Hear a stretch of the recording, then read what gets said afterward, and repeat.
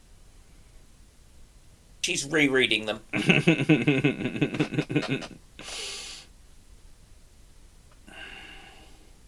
Because she's only a few years older than me then.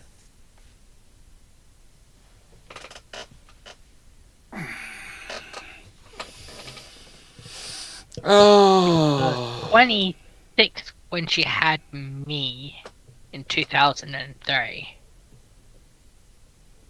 I'm 22, so I'll put her at 49.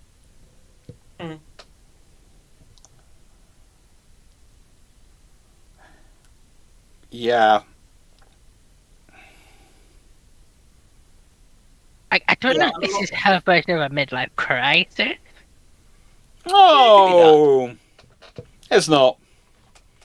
Because about 3 years ago, my dad bought at the working project a really expensive performance pack. Needed a lot of work. Saab 93. No. Again, I know a lot of people who've done that. That's not midlife crisis. That's just they've finally got the Saab they always wanted. And it's going to sound strange. Just I know about 3 Conservative MPs who did that as well. For a certain group of men of a certain age, for some reason, the Saab 9.3 is the ultimate converter car to get. I have no idea why. Having driven it, I understand. Yeah. Yeah. Okay. They're all... Yeah. I Rather. can definitely see it. Oh, good lord. Yeah, so that's the answer to that one. It's basically, it's not future-proofed, it's old. It's a 40-year-old design. Okay? They need to do it. They need to do something. They need to do something. It's going to be the same as when there are Burks serving alongside the Type 83. And the British should go, so we've gone Type 42, Type 45, Type 83, and you're still building Burks Flight 6. That's when you're going to have problems. As they're flown over by B-52s. Yeah, I love the B-52, but I'm more and more sort of saddened by the fact they didn't show their vital contribution to the Dominion War. And the Block 17 Virginias can now reach the bottom with one end and the surface at the other in most deep oceans. Yeah. Due to the number of modules they've put inside them. And can turn and have a turning circle of the Pacific. No, have a turning circle of the equator.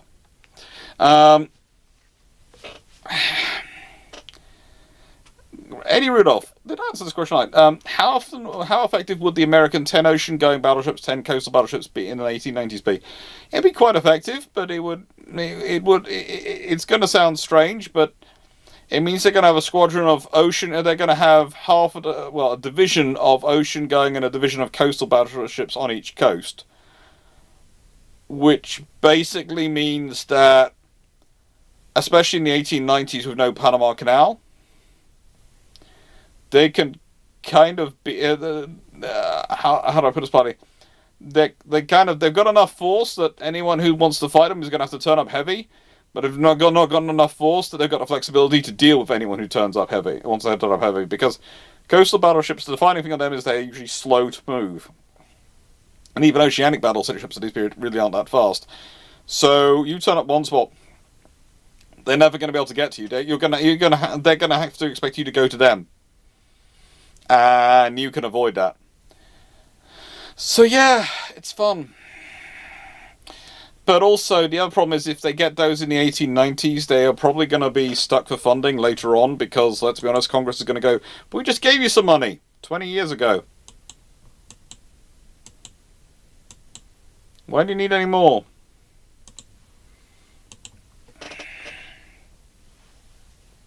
You find it interesting. So the British, it's wars with the Treasury, and in the US, it's wars with Congress. Yes. Just in terms of who... I was going to say the villain of all of this is, but what would be the correct word?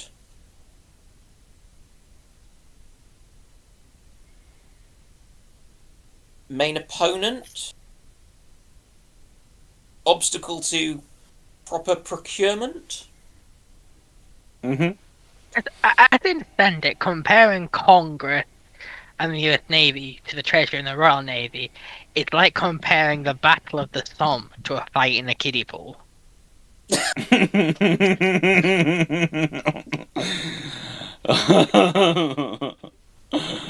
Oh, that's cruel. Yes, let's be honest, the Treasury do come better armed, but the Congress do throw a better tantrum and can just chuck the water out of it. Yeah, I mean, my sense with that is it's more that you can. You probably need to be more cunning when you're taking on the Treasury. Congress can be distracted by shiny objects. And I mean this, and I will say this about politicians from anywhere of any stripe. This is not particularly against US politicians. We all know the most dangerous place in the world is to be between a politician, a project which looks shiny and new, and some cameras. Mm. Especially if it potentially involves money for their constituents. Yes. Either money for their constituents or money for their constituents. You have to make a distinction there. Remember?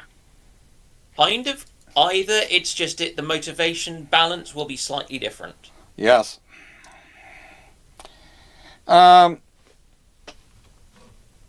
Okay. Would it be possible to design a fifth rate to support 42-pounder cannons on a gun deck? You can do, but why would you bother? Because that's going to be a very overly built fifth rate. Very expensive to build, and then you're going to have a fifth rate which has the rate of fire generated of 42-pounders. So it's not going to have enough volume of fire for dealing with its likely opponents.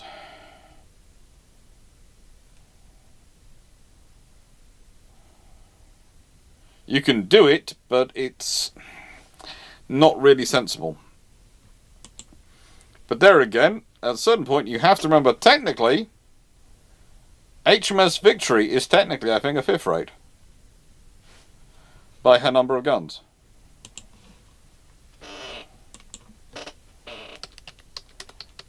Really?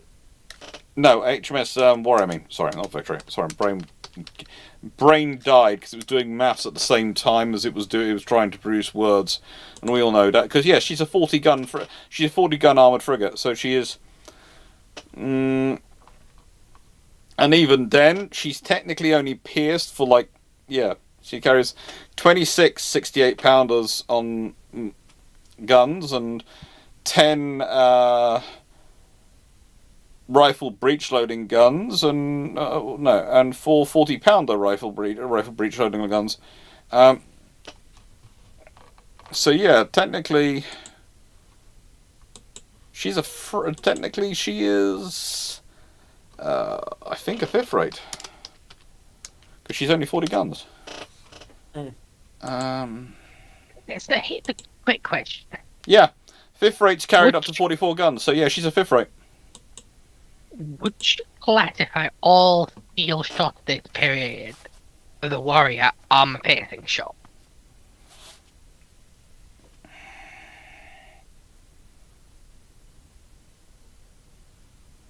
It would depend on its shape.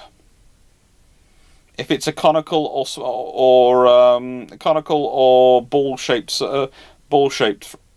nose. Okay, so the conical shaping is a thing by this point. If you go and look at them, you can soon work it out. If you go and wander around HMS Warrior, they have all the shot on the ground, and you can work it out. Okay. And let's put it, there's varying degrees. All of them are to an extent ballish, but some of them are more conical ball rather than flattened ball, if that makes sense. Not really, but I'll take your word for it. Yeah. Eddie Rudolph, which is better to protect? Protected a light battleship or a fully armored battlecruiser? The fully armored battlecruiser will tend to have better armor coverage, but the light battleship will have better subdivision. So one is better able to resist initial damage, one is better able to deal with the effects of damage and limit damage.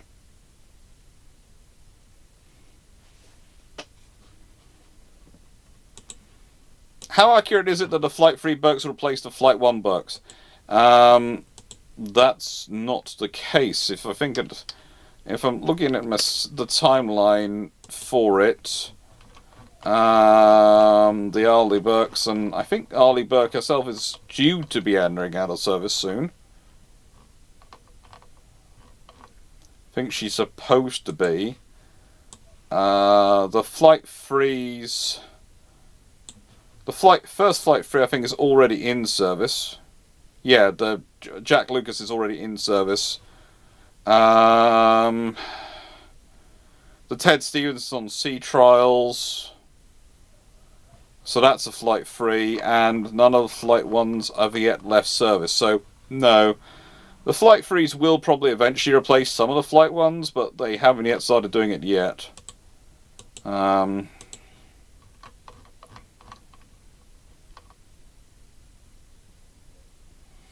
And Burke and Carney were the ships which shot down the Iranian ballistic missiles during the 2024 strikes on Israel. She's doing pretty well. So yeah, I don't think she's going to be decommissioned anytime soon.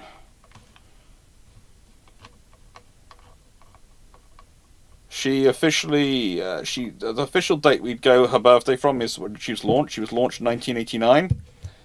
So she would be described as being 36 years old.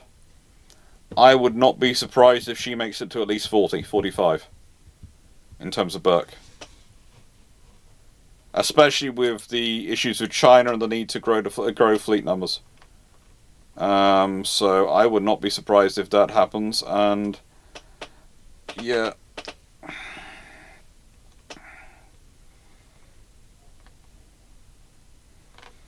So, by my count, therefore, I am reckoning she's probably not going to replace till maybe the Thad Cochran. Maybe. I still got... Has anyone here ever looked through the US Navy's shit naming of destroyers and the Arleigh Burks and gone, oh my god, who are you naming for? Thad Cochran, by the way, was an American attorney and politician who served as a senator for Mississippi from 1978 to 2018. Born 1937, died 2019. Became a Republican after 1967. Did serve in the US Navy with the rank of ensign for 2 years. So there is that link, but it's just sitting there looking and going, you literally are having a ship named after you just because you've been a senator from Mississippi for, like, 30 years. And that gets you a Flight 3 Arleigh Burke named after you.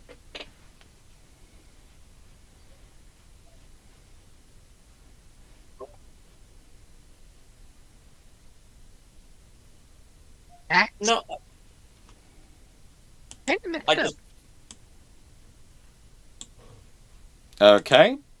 I think both Foxo and Dan are trying to talk, but I couldn't hear them.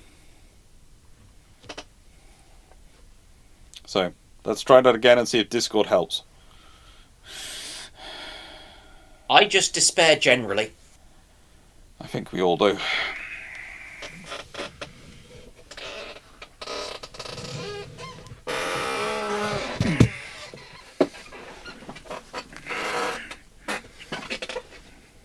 Despair is certainly becoming a core feeling some days. Definitely becoming a core feeling. But anyway, how's the chat doing? Are the chat enjoying this week of 12-hour lives? Are you finding it funny? Fun? Has it been interesting history? Have all the little technical errors been funny to watch?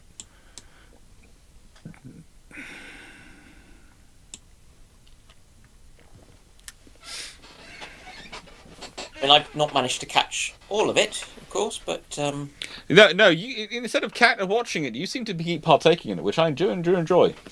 I am loving the fact that the ship-shape crew are taking it in turns to basically turn up and go hello.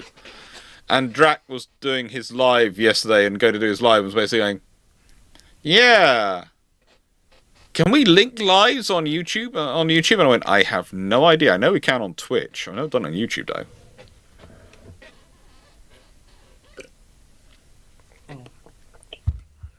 I can't see the point in just being audience when you're just chatting away. And answering questions, yes. I do enjoy. Basically, to be honest, for us, that's kind of what we do anyway. Yeah. When we're on our trip, when we're on our on the trips. Travels. Yeah. But it's also, it's just kind of, I figure it also gives you kind of more obvious company and support and things. Yeah, and someone to bounce off is always fun. But we do need lots of more questions coming in. I was expecting Knight to have more questions prepared. Is that cruel of me?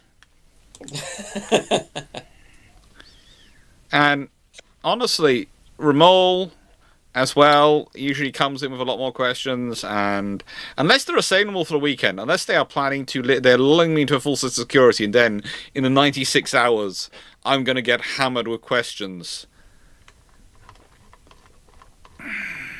I mean, quite possibly, I guess, but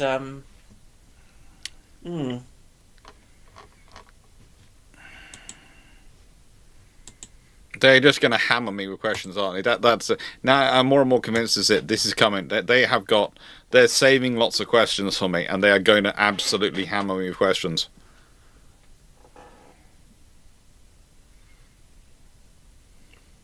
Yeah, they probably are.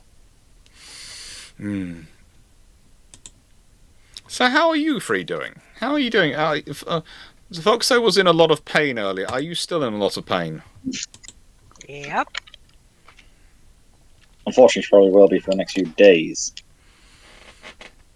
which is greatly disappointing. That's annoying. Carry on for that, Dan. Sorry. What's happened? So you know when you're injure your skin, you sort of get that bubble beneath it, Yeah. like a sore.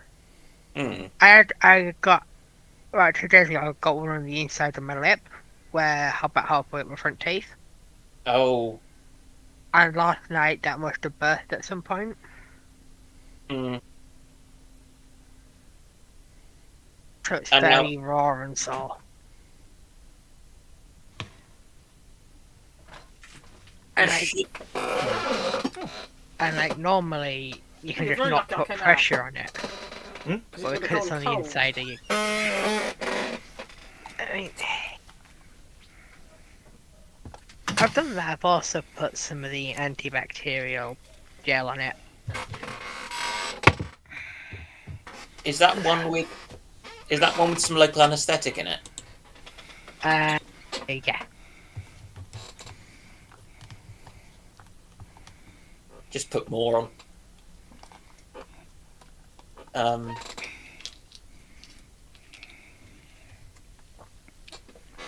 It's the one I got from when I was having a lot of teeth work done. Oof. And I am only allowed a very limited dose of it. So Mm. You see, I wouldn't have said that if I'd have been you, Fox. I'd have gone, hang on, medical doctor just told me to put more on. I'm not going to tell him this, and I'm just going to take it. And if anyone says, I'm going to say I was advised by a doctor. As long as you don't say which. Yeah.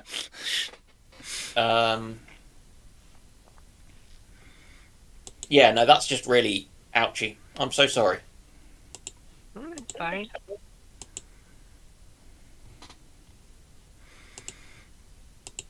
As we got It's questions coming in. I think it's because I've got a scar there on both sides of my lip. I just think I keep irritating and breaking open scar tissue. Mm-hmm. Is why it keeps coming back.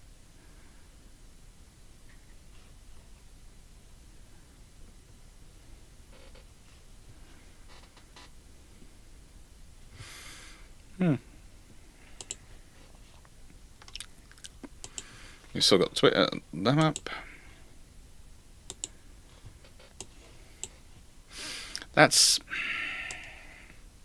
It's annoying when it does that sort of thing, isn't it? It's annoying when it keeps coming back as scar tissue and you see sort of dealing with it and going, oh, frig it. Have we got any more questions? There are some questions coming. There are some questions coming in. Okay, I've got one if we've got time. Well, we'll do your question then. And then we'll do the others because Okay, more coming. In sort of World War One, World War Two, Napoleonic era, what's the sort of biggest Jesus Christ, you're in over your head situation where the person's actually managed to pull it off?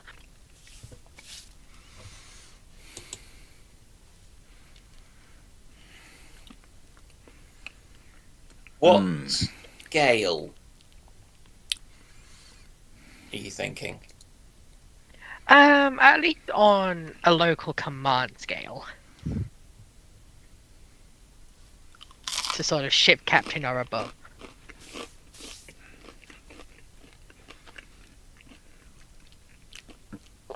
In Napoleonic Wars, the one I tend to come back to is HMS Africa, because she should have been annihilated at Battle of Trafalgar.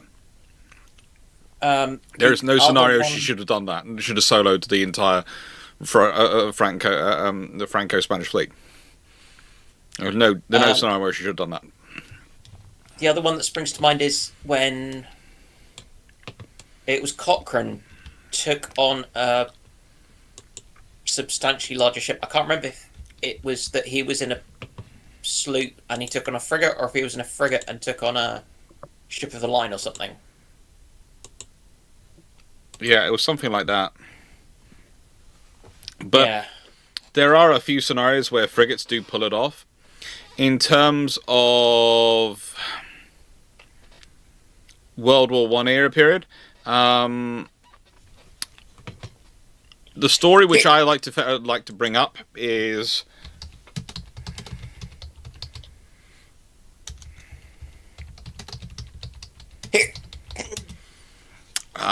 Augustus Agar, and here how he got his VC for sinking the Oleg in June 1919. And I think I've done a video where I've talked about him, but basically he goes in on a coastal motorboat, which if you haven't ever seen, they are basically a boat where you lie on top and you have a torpedo lying on top next to you.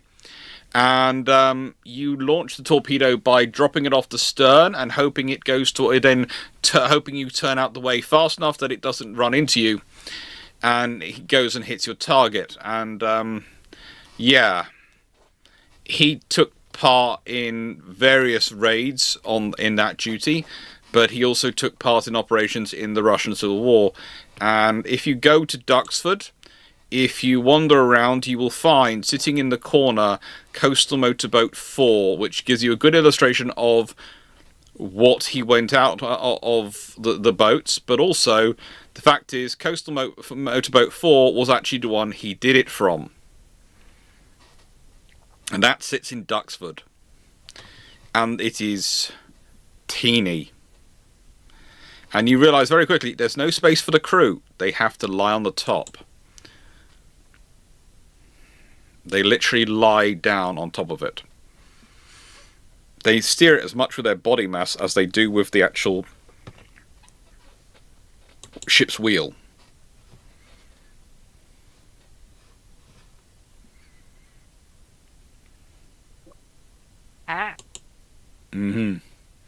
This is why Foxo would never be selected for that operation. She doesn't have enough body mass.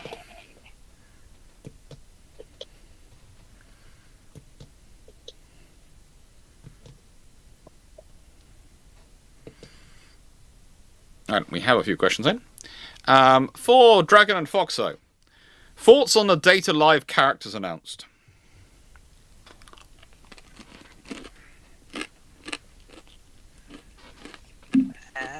I'm assuming this was your lane. I am very happy, I said, and I intend to, get them. I'll probably also get a couple of the skins. Honestly, I'm the other way. Not my circus, not my monkeys, not my kind of thing.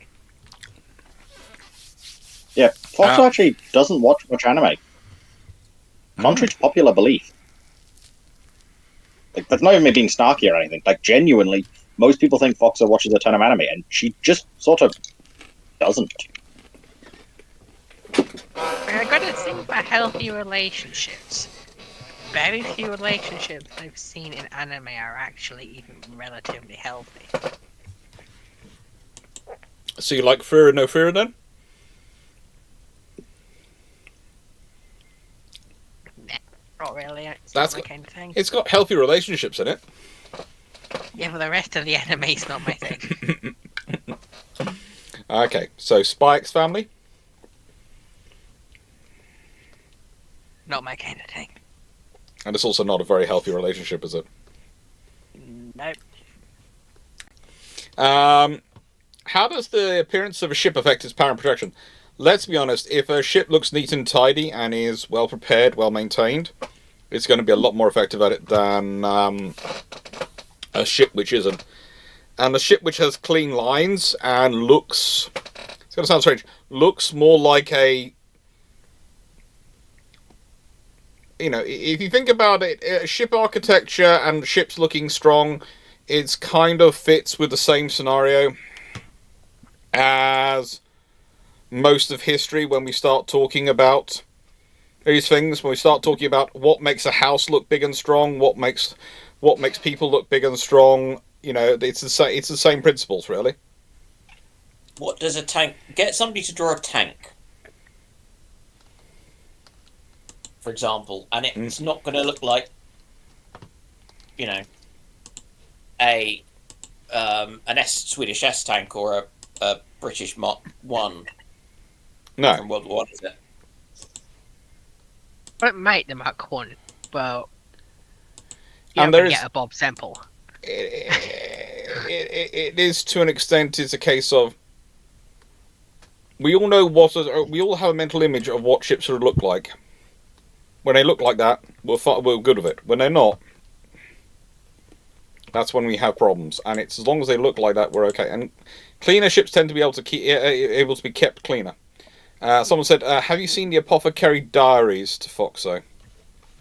A little bit of it, but not really That a one's fan. got some really toxic relations. Yeah. Oh, and also toxic relations, and literally sometimes poison is actively involved. Yes. But when it comes to ship's presence, one thing I keep having to point out with Fleet is a ship's going to have a much better presence effect in this sort of place to the modern day. I put a lot more, I think, when it's... If you can look at it in a almost monkey brain, see that it's armed. Yes. Like, someone who's trained eye that knows their naval terminology and how to look at a ship will see VLS and go, that's the scary part of the ship. Yeah, The untrained eye, that just looks like a hatch at the back of the ship. It's that the cannon at the front that people go, oh, shooty bang bang. yeah, I have to explain that more often than I like to think about. That is the reality. That it's usually it's a case of the more involved you are in ship design, the more you get involved in these things, the more you go, well, you know, it's obvious that this is heavily armed because it's got this. No. People kind of rightfully, as part of monkey brain, go, the more weapons it's got, the better it is. Yep. Because obviously, more cannon, more decker, more better. And the bigger the weapons, the better they are. Yeah.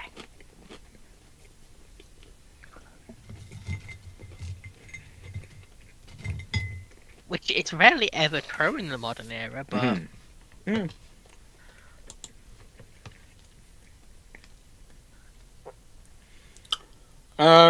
Okay. Chandler, I may have already asked this question, but what's your opinions on the Cadalbe class battleships produced by Mandel Motors? What's and what? The Cadalbe class battleship produced by Mandel Motors.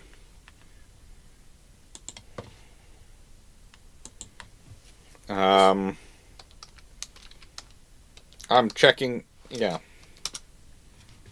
Yeah, they're Wikipedia. I thought they were cruisers, not battleships, but they're on Wikipedia. Oh, is it Star Wars? Yes, it's Star Wars. Okay. I was expecting our good Star Wars specialist to jump straight in, but I presume he's currently either suppressing a scream or something.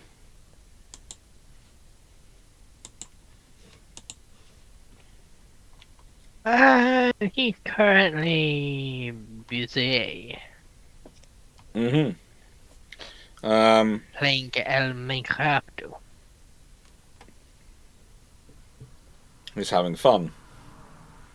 Well, they're a fairly balanced vessel. They carry enough consumables for 2 years.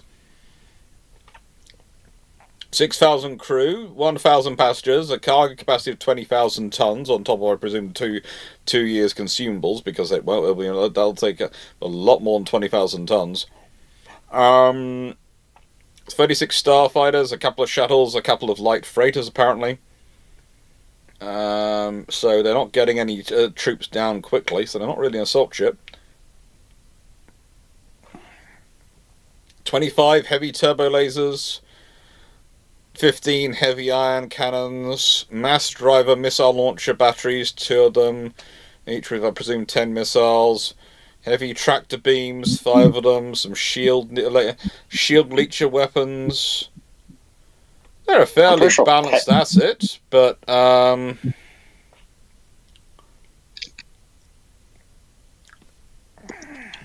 suspect Petch will kill me for my next statement, but I do not like the Caldaba. It is not suitable for modern warfare. When they were built, perhaps. Not multiple thousand years later. I'm looking at it and going, it looks chunky. It looks chunky, and I think it fits more as a cruiser than a battleship. I'd say as a cruiser, that's probably a useful asset. As a battleship, I'd be going, what are you doing here? And as Lions have just put it, Belfast looks a lot more scary than Type 45. Yes, Belfast does look a lot more scary than Type 45.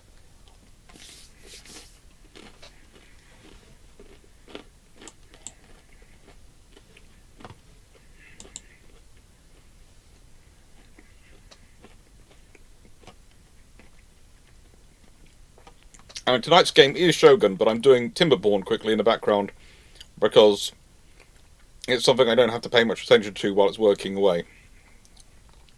And so I can concentrate on the questions, which I'm supposed to be doing this time period. But there's something interesting going on for you. How much truth is there? This is from Chandler Donald. How much truth is the assertion that the Spanish-American War is basically 2 underfunded navies beating each other? A very, very large amount of truth.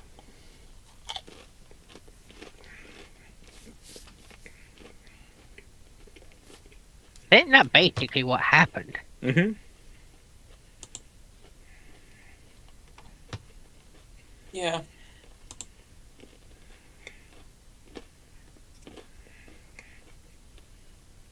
Mm-hmm.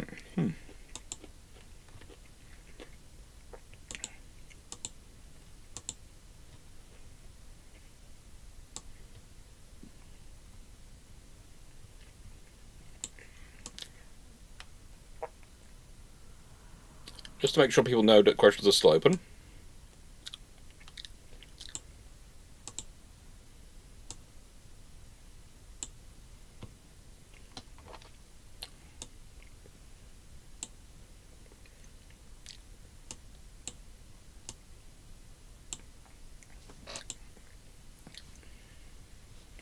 There we go. Yeah, it is. It was 200 fun and Navy's fighting job. Ramol, what was the thought process behind the design of the STR V103? Why did they prefer a more casemate main battle tank over a normal MLT turret? But M60. Because it's designed to be the most survivable thing in the Swedish winter. And it's also designed to make it very, very difficult for you to go on offensive against the Swedish, because they can hold a position very, very well. Basically, they can dig themselves a prepared fighting position very quickly, and then you have to fight past them. So they're there to basically deal with the number disparity the Swedes were expecting to face by reducing the observability onion of the tank.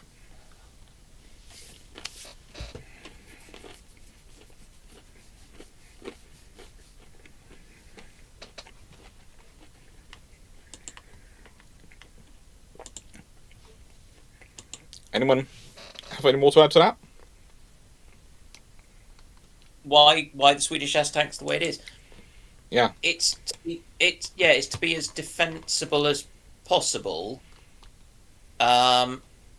for people who are who aren't going to want to use it in an offensive capacity, in the sense of sending it elsewhere, and so they can have something that is kind of bespoke for what they want. Mm-hmm. There is a bit of me that questions whether it should be thought of as a tank or a tank destroyer, but they call it a tank, so they paid for it, they bought it, they can do whatever they want. I would say I consider it more of a tank destroyer than a tank in its operating doctrine, but yes, it is. They call it a tank, it's a tank. Yeah, there's an element of, if you call it that, you yeah.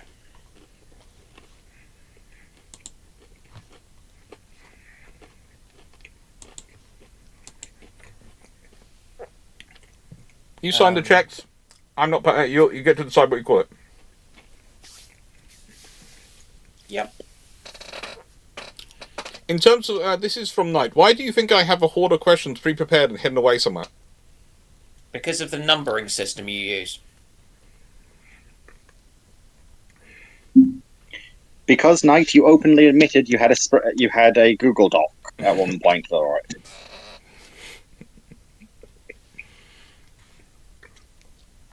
Because we are a load of cynical history types who, in at least some of our cases, are used to doing things like PhD vivas and other things where people turn up and go, no, I have no questions. This is just my small notebook, and then you realise the small notebook is has 100 pages all filled with pre-prepared questions. Hey, Counterface.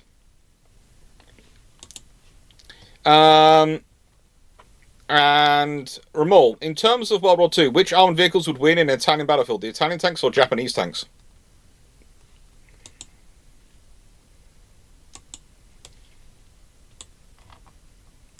That's an interesting question. Which tanks win? The Italian tanks or the Japanese tanks? I think the Italian ones, because certainly quite a few of the Japanese ones have awful turret training, as in it's literally the crew kind of grabbing onto something and turning their bodies to turn the turret, I think. Yes. That's the same for most of the Italian stuff as well. Yes. Is it? Yeah. Oh. I just knew it was something that was particularly bad about the Japanese ones, so... Both of them largely used hand crank turrets. No, this isn't... I'm not talking about hand cranked. I'm literally talking... Yeah. When you are using your body to turn the gun, you are also turning the turret round. With just your body strength. No mechanism, nothing. On some of those tanks. Okay, that's one of the Japanese tanks. Mm-hmm. And the gun's actually on a pivot mount in the turret. so you don't have to turn the turret to do macro adjustments to aiming. But it still had a hand crank to traverse. I think it's the Hago that had that. Mm-hmm.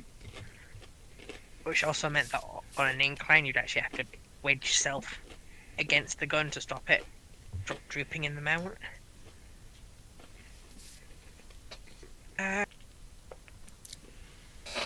It's a lot of fun, really. Honestly, they're both bad. Yeah. Yeah, it's kind of a fight to the bottom. Yes. And I'd say that it's purely the Italians, because the Italians have some not bad tank destroyers. Yeah. But both of them, their approach to tank production is sufficiently like Ferrari and Mercedes. Well, no, like Ferrari and Lamborghini, in that they are hand finish perfection rather than mechanized numbers. They're going to have trouble with actually fighting the fight on the second day. Oh, worse than that for both of them. Hmm. They've got more in common with Chrysler after the oil crash. That's just being nasty. If I had to pick one, no. That. Tell the Italian stuff.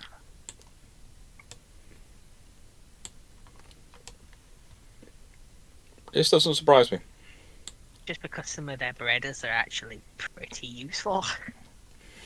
The armoured cars aren't that. They're more flatbed trucks armed with 90mm guns. Black truck style. Yeah. Yep. Much as I like Japanese tanks in the battlefields, these are needed. The Italian ones will do far better. Yes. The Italian ones will do far better. And unless we're counting the Japanese vehicles that basically only entered prototype phases in like 1945, yeah.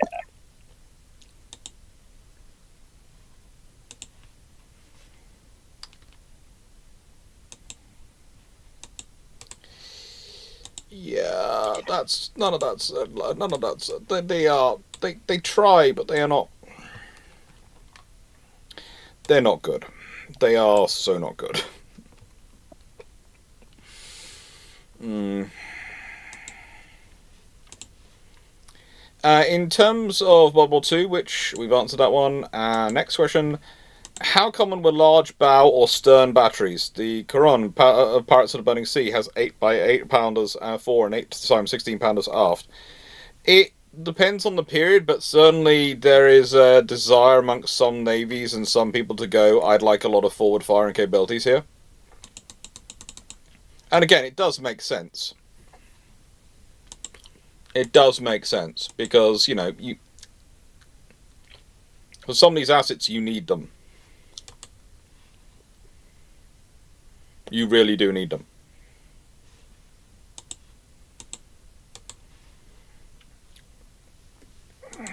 Especially if you're doing certain engagements, but it becomes less common to have such heavy forward barriers once you reach a certain period where you've got such weight of fire on the sides that, frankly, whilst having the full battery is a great thing for doing forward engagements, etc., stern chasing, you're going to end up doing a broadside engagement, and in which case your forward battery is a load of extra weight you don't need.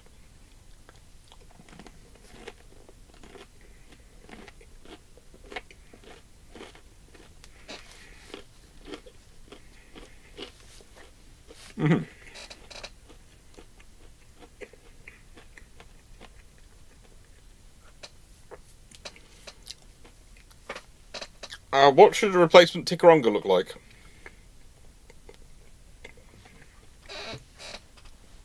Well, in the 1990s, the US Navy had an idea for a strike cruiser, which was a nuclear-powered cruiser, which was going to carry a lot of everything.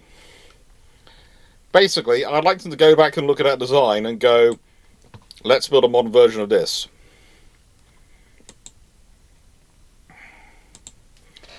What about the rest of you? What do you think that the modern the Daiko replacement should look like?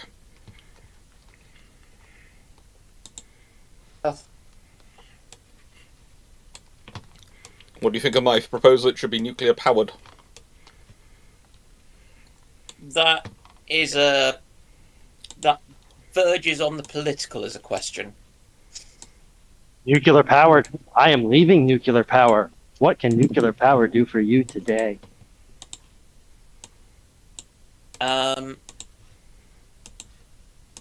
Should we all be worried that Runon has spent so much time now working in radiation-filled environments that she is obsessed with nuclear powered and glows green in the dark?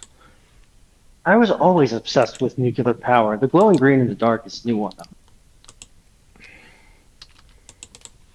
And I don't just glow green, I glow a rainbow.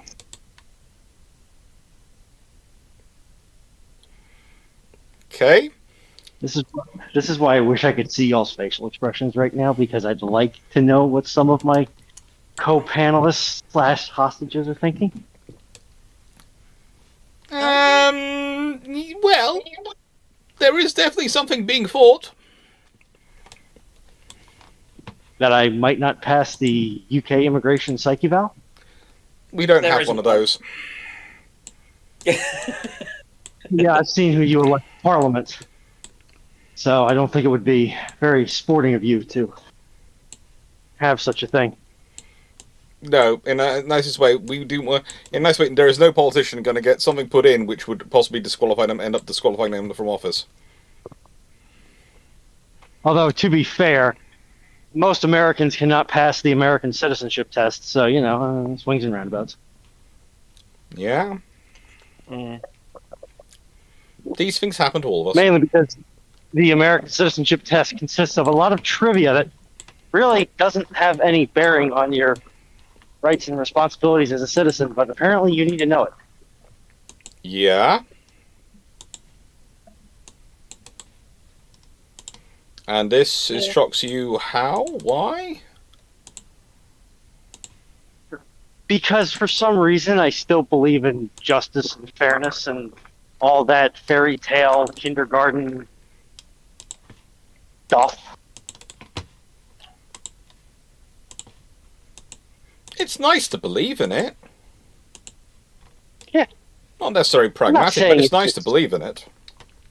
Yes, I mean, I'm as cynical as I may come off from time to time, I do think I'm something of an idealist on Tuesdays.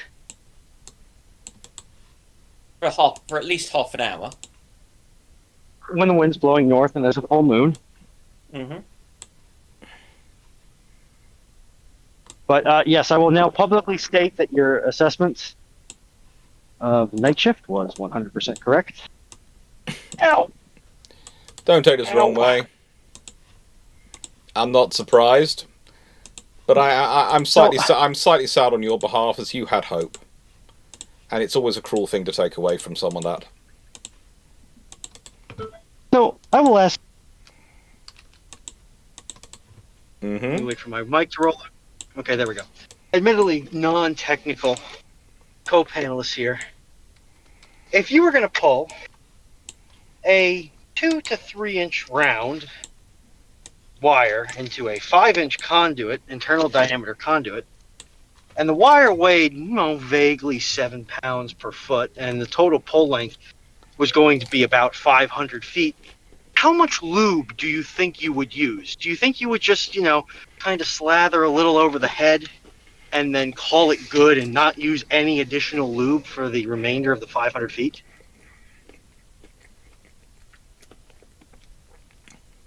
It would look like the greased pig, the picture of the greased pig, which hangs on my great aunt's.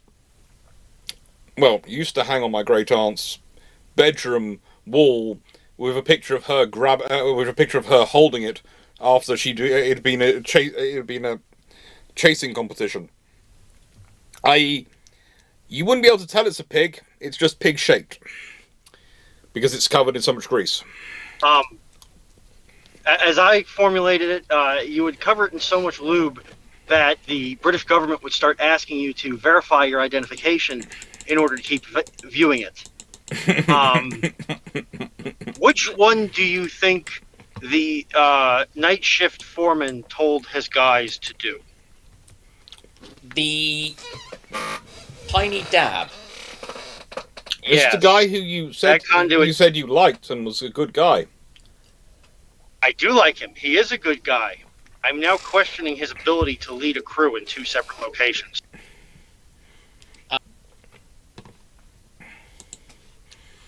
Lube is cheap. This wire is not.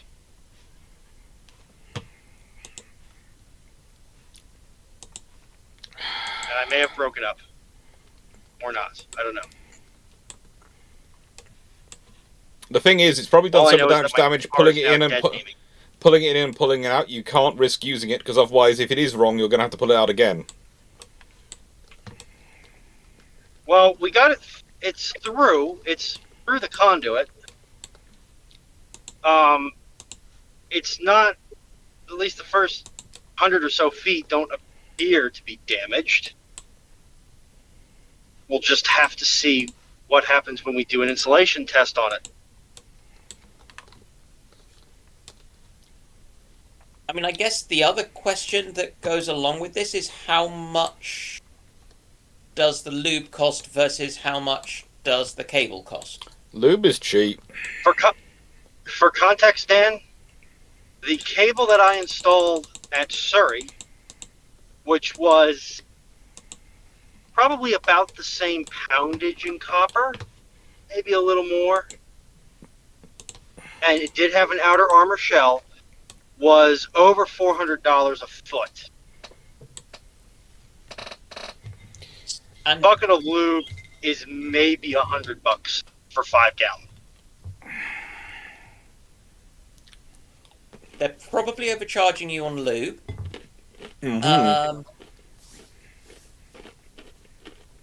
But yeah, that.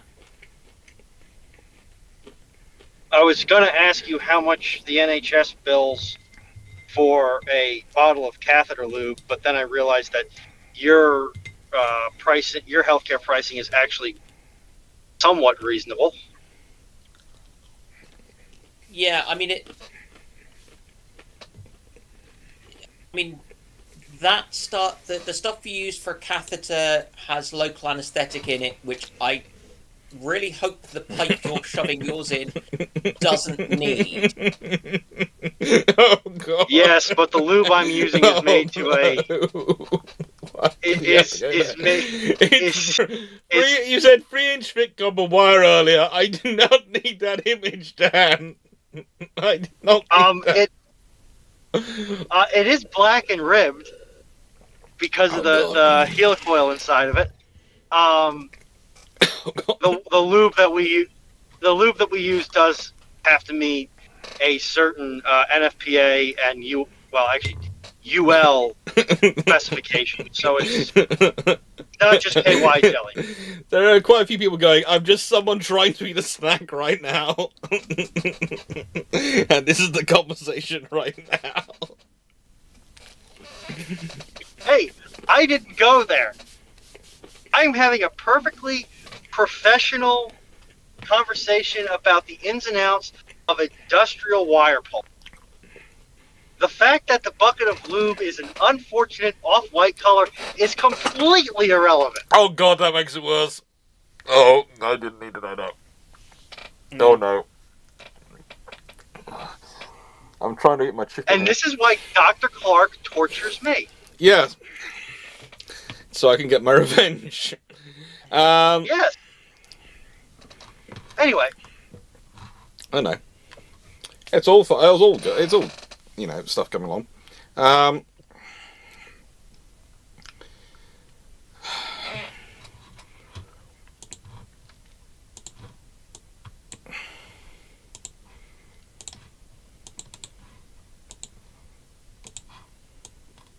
Yeah, it'll be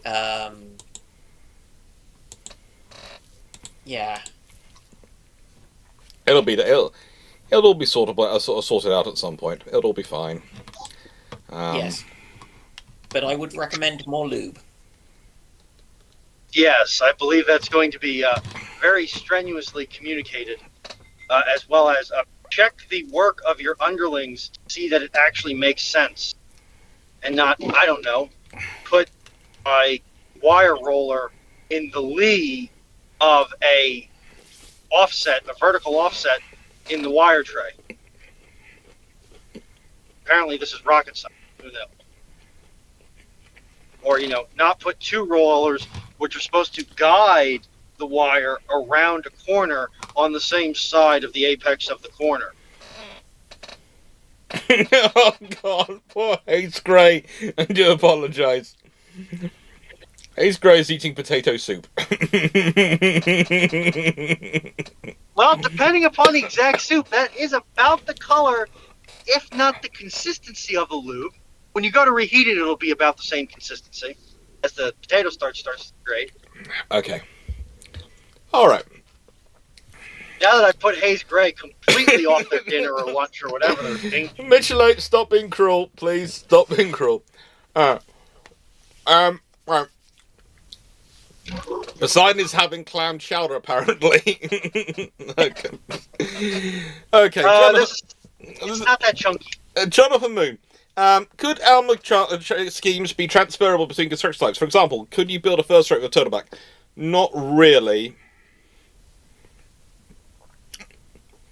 In theory, you could. In practice, it would not really work because of where the armor would need to go in the hull versus where the hull would be versus in sort of the waterline, etc. So not really. Why would you want to build a first rate with a turtleback? The ship's going to roll like crazy. Yeah, this is more one of the issues. So the stability profile is going to be a nightmare.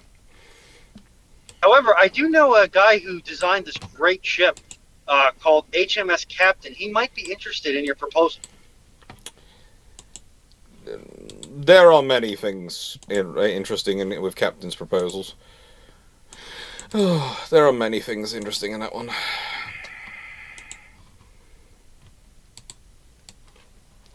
Many, many, many interesting things.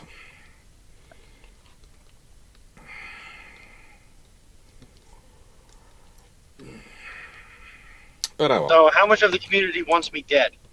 I suppose I could keep talking about pulling adventures until the the community doesn't want you dead. They are just worrying that you are having a mental breakdown. And don't worry, nice way. This was all fine. This was none of the words which my family would not want my little cousins to repeat. It was just the average sense of humor, which, in nicest way, with my family. Yeah, you want to with the places my family have worked. This sense of humor is what. Yeah, they live with. Those poor cousins are never going to be safe at school. In the context in which I have been speaking, nothing that I said even exceeds a PG rating. No. Which shows the validity of the PG ratings. It would be one of those things that you could, a couple paragraphs which you could slide into a Disney movie, and it would go right over the kids' heads, but the parents would be either hilarious or concerned. And as for your little cousins, if they're used to this type of humor, I see one of two things happening. One, they'll never be bullied. Two, they will probably have a higher than average amount of parent-teacher conferences. Both things are true. Both things are true for my cousins. High on parent-teacher conferences, and bullying them is not considered a good idea. Mainly because the emotional damage which will be inflicted as a result, if they are used to farm, dock worker, fisherman, or construction humor. Mm-hmm. One must have a thick skin to work in those trades.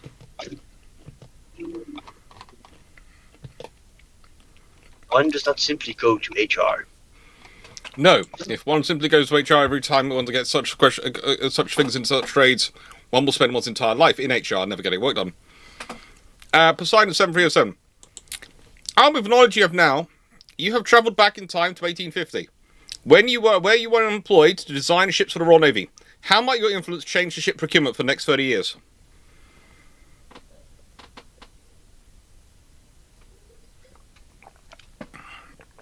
What year is this again?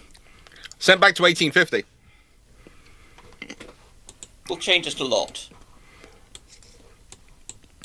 I'm going to start dumping money into steam power plant systems and try and jumpstart that accelerating curve as quickly as possible. Dan's going to do two things. One of them involves making sure there's a smallpox vaccine. Yep. I mean, there is one at that stage. It's just not the most effective, but they do have one. When do they get a vaccine versus an inoculation? Same thing. I thought they were two subtly different things. So you had a system where you used a actual smallpox was introduced to kind of Western Europe from the Ottomans. Can't remember exactly when. It might have been the 18th, early-ish 18th century. Might have been the late 17th century. I really, really can't remember when. And the and then Edward Jenner was the person who went to my medical school. Developed the smallpox vaccine using the similar cowpox virus, which doesn't cause anywhere near as bad a illness. Mm-hmm. So it didn't have the risk which the original thing had of actually giving you the full-blown disease. And is also the reason why it's called vaccination, because it comes from vaca, as in cow, because it was to do with cowpox. That's why they are vaccinations. For what it's worth. That's a good one, H. Michlote. Get Lovelace about invent Excel 100 years early. Mm-hmm. Lovelace about I know it. I would certainly making sure I funded Lovelace and Babbage. I would be using a lot of the money I was getting from a lot of my works to fund them and get a lot of interesting things done. I would be looking at working out how to get penicillin jump-started. Yes. Mouldy bread is your friend. You can probably start... So your Royal Navy construction, right? Yeah. In Does nicest that ways. include does that extend to the shipbuilding facilities? Yes, and the medical facilities. Because, let's be honest, all of that stuff comes under the Third Sea Lord at those periods. And Controller. So that's what I'd be handling. You could probably jumpstart electrification, too. Oh, yes. Mm-hmm. Because once you know I think they still have 1850, you're just starting to get telegraph. So you do have some generation capacity, but you can avoid a lot of the dead ends and blind alleys that you got with Edison and Tesla. Sorry, Edison, DC doesn't work for transmission. I'd have fun with that. Don't get me wrong. Direct current, very useful in certain applications. Basically, transmission is not one of them. Basically, you'd see turbine-powered dreadnoughts coming out in the Royal Navy by about 1870, because I would push it that frickin' fast. I'd be aiming for 1865. No, you need to develop the infrastructure. Monitor could still take her. But do you have the manufacturing capability to start with an 1850 to be able to make the high precision piece known as a turbine? by 1870? You are believe it or not, Parsons is starting down that route already at that point. If I can get from my other productions to give him basically a blank check like I'm giving to Babbage and Lovelace. Lovelace as in Ada Lovelace? Uh-huh. Oh, that's the difference engine, isn't it? Yep. Was the difference engine going to be Turing complete? I don't think it would be Turing level, but it would certainly be of a sufficiently capable standard to provide me with a huge amount of computation power for my ship designs.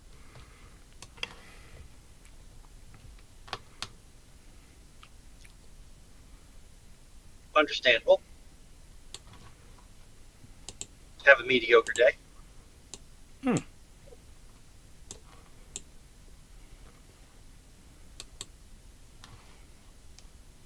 Actually, am I the only one that would be pretty much useless in this scenario? No, you would not be useless on any sort of imagination. And nicest way, I know your brain, Voxo. You would be you would be very, very effective very quickly. Especially when it comes to a lot of mechanical things. You know a lot of what doesn't. You know, a bit of what doesn't work when it comes to microelectronics. So send me back to the 50s and the 60s that might be able to help. So I'm the only person on this panel permitted to sell themselves short. I'm short. You are, but anyway, because this is a losing argument. But the issue is Dr. Clarke could get people to listen to him. To be fair, it's 1850, it's Britain, and I sound like this. Yes, I could do. And also... Wait up in my situation, try and get people to listen to me. It's fine. Okay, it depends. Do you want people to listen to you, or do you want people to give you credit? That will be more difficult. Getting them to listen to you would maybe not be as hard as you think. Giving them... Getting credit is going to be more of an issue. But honestly, you probably could, because think about this. At this point, you would be a very smart lady, right? Right. And who's queen in 1850? Victoria. Yeah. And what did she love sponsoring? Relatively smart ladies. Yes. So, if you've got her on your side... So what you're telling me is that I might become a feminist icon about 8 years down the line. Yes. Yes. I'm also mildly concerned about the impacts on history if Foxo has anything resembling the ear of Queen Victoria. If Foxo and Queen Victoria are besties, Lord help the world. And also, Queen Victoria will be taking up crossbow shooting. Every self-respecting woman should know how to shoot a crossbow. I know, this is what you tell her, and then she'd say it to the rest of the world, and by today, women's crossbow shooting will be part of an Olympic sport. Actually, I just had a scary thought. We have cartridge ammunition. And I know just enough about firearms where if I get up with the right people, I could get automatic weapons so much earlier. Yeah. Now, Knights of Going We're thrown on nuclear physics and plus a nuclear engineer plus Victorian period. They know of uranium. Yes, but the telematics you need to run a stable reactor, let alone a centrifuge. You mean you can't steampunk a nuclear reactor? You could. I just wouldn't want to be anywhere near it.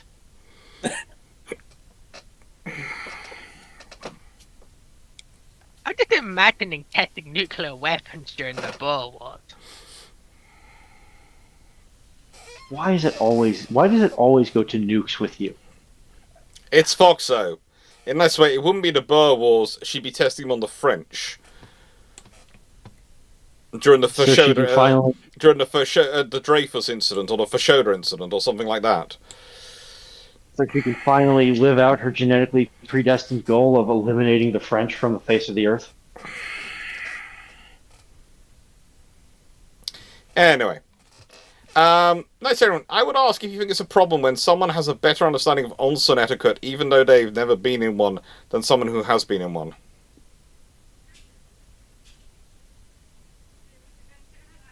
No.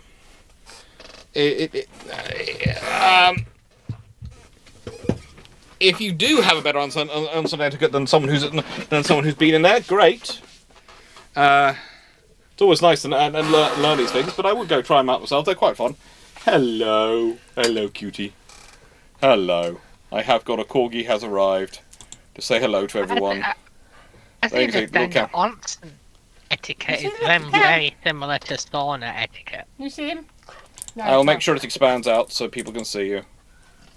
There you go. You can see the corgi going hello. Hello. I'm quite tired. Have you done any more escapology today? No escapology. No escapology. But I'm eyeing up this wooden gate and seeing if I can find No, you've done two. You've done two. You do not need to do a third. Well, I've already started on this one. This is why the Karen bought me the other one. Oh no. I've been talking into a muted mic. This is great. Anyway, yes, the corgi is sharpening up his jaws of bark. Yeah. They're like the jaws of life, but They corgi will send edition. biscuits. Can he please not do the third gate? I will send him biscuits to do the third gate, especially if it's the iron gate. This is starting to sound like something from Ghostbusters.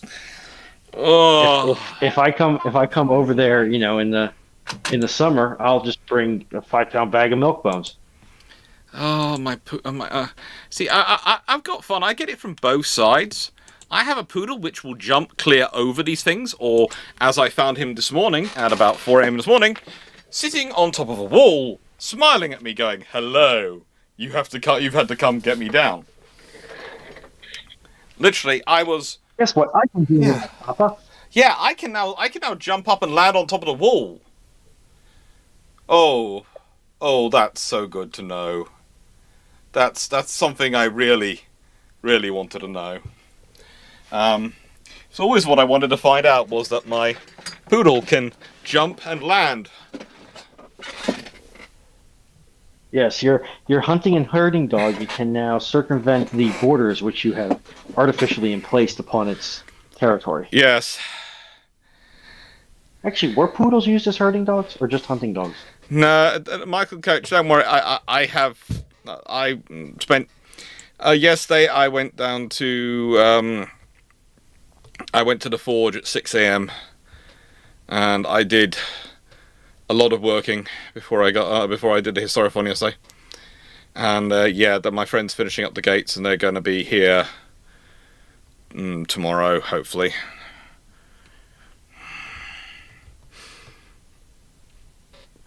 It's the good thing about living in Cornwall. My friends who do things like own interesting things like forges live not far from me.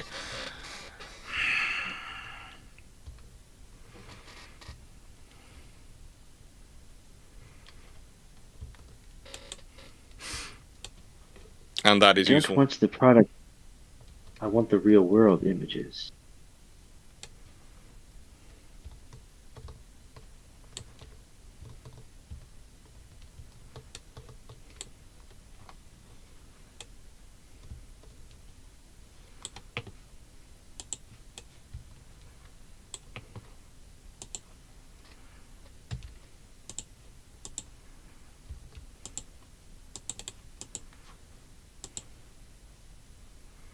It is rather useful when you have people who know how to do these things and who are prepared to let you go and do it as well in their forge, because they're happy to help. Oh, but that wasn't something I was expecting to have to do. We might be getting another Stargate series. Oh yeah, I've heard that. What's his name's involved in it? The guy who played Patrick O'Neill, played O'Neill, is involved in its development. Richard Dean Anderson. Yeah, Dean Anderson. Which is good, because he gives a poop. He understands it.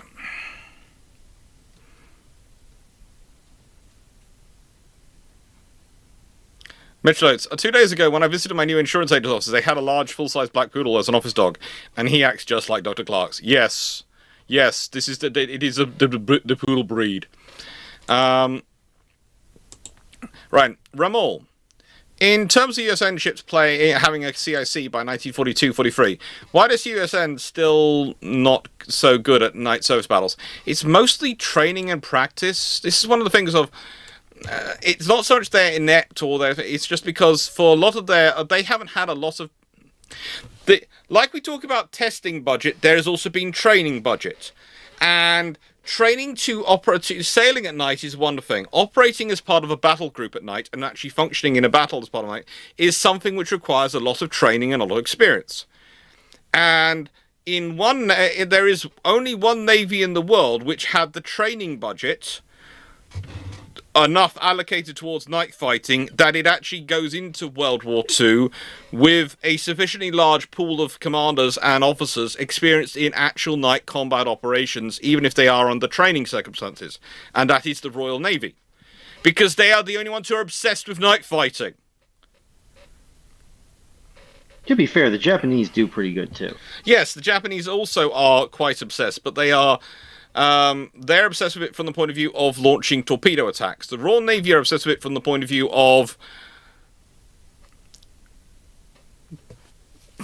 basically, their idea is that a night fight is you get close enough that you are basically simulating free monkeys armed with knuckle duster with sharpened knuckle dusters, all in a telephone box, squabbling over the last banana.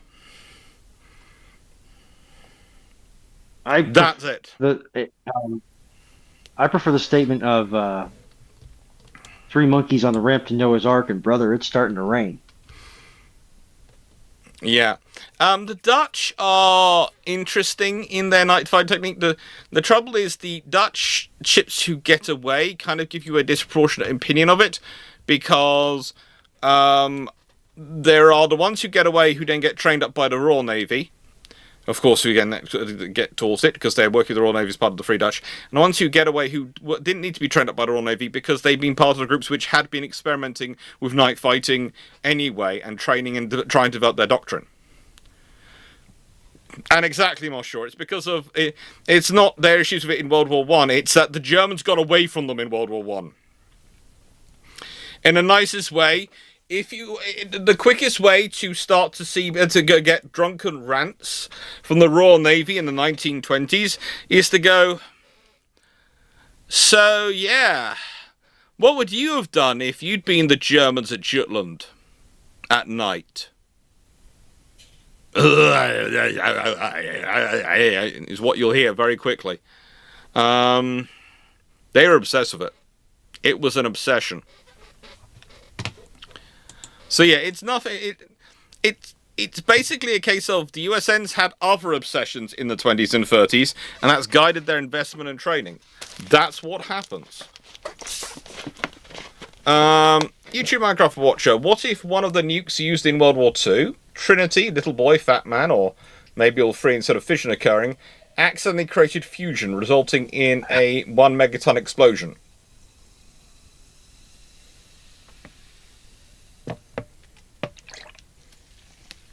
You can't accidentally create fusion. Edward Keller's gonna be incredibly confused. Yeah, you can't accidentally do that. You literally use to create a megaton to create a megaton bomb, and usually which is an H bomb or an A bomb. You have to use an A bomb to ignite it. a Tele-Ulam device, which is a fission first stage with a fusion second stage. Mm-hmm. So there is The only way you get fusion second stage with the early nuclear bombs is if Oppenheimer was right, and the fission bombs generating enough energy to cause the oxygen in the atmosphere to fuse. And at that point, you've got bigger problems.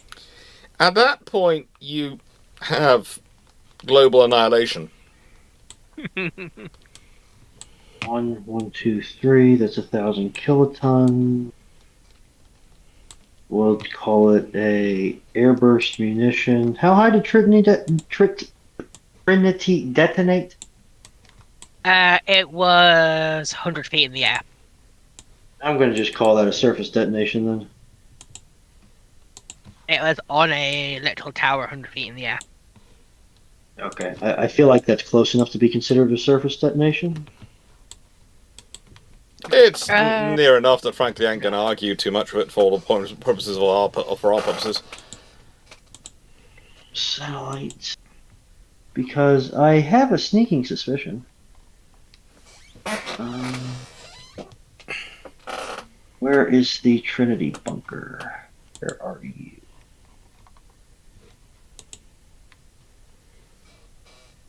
I'm gonna have to go to Google Maps, sorry. Dagnabbit. Alright. I think they did just about okay, but I don't think any of the bunker would be okay. Anything outside the bunker, or that's sort of not as well built as the bunker in that area, is probably going to get flattened. Trinity test site, Mexico. Middle of nowhere's New Mexico.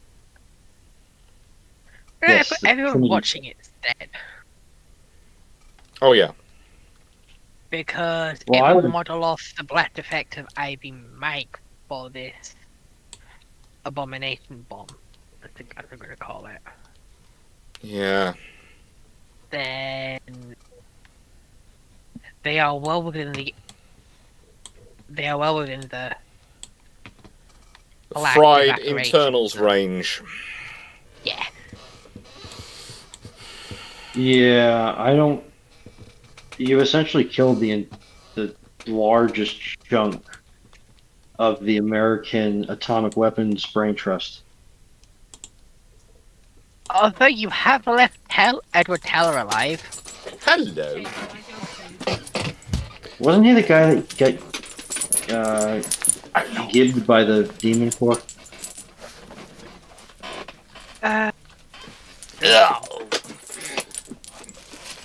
Okay.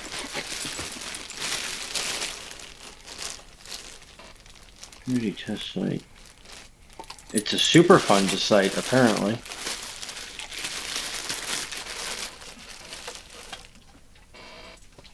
There's a hole coming in my ceiling I'm going to have to fix. What have you been doing? Edward Teller died in 2003. Huh? More. He suffered a stroke in 2003, Edward Teller. Salmon kibble. Here you are. And he's got to change up the chicken. He's not allowed to have the chicken anymore. He's going to have salmon kibble. Yes. Oh, he's not going to happy. Are you happy about it from salmon, or would you prefer chicken, or is that okay, Big Fluff? Is that okay to your taste profiles? He's not that over keen on the chicken, so he should be alright. Okay. You sure? You want to lodge a formal complaint? Do you want both?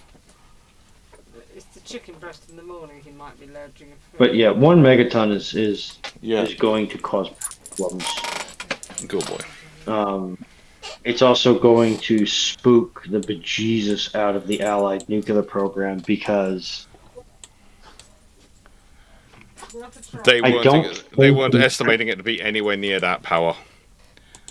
yeah, I don't think the Manhattan Project ever really had much concerns about the estimation of the explosive yield, only the estimations of the impact of that explosive yield.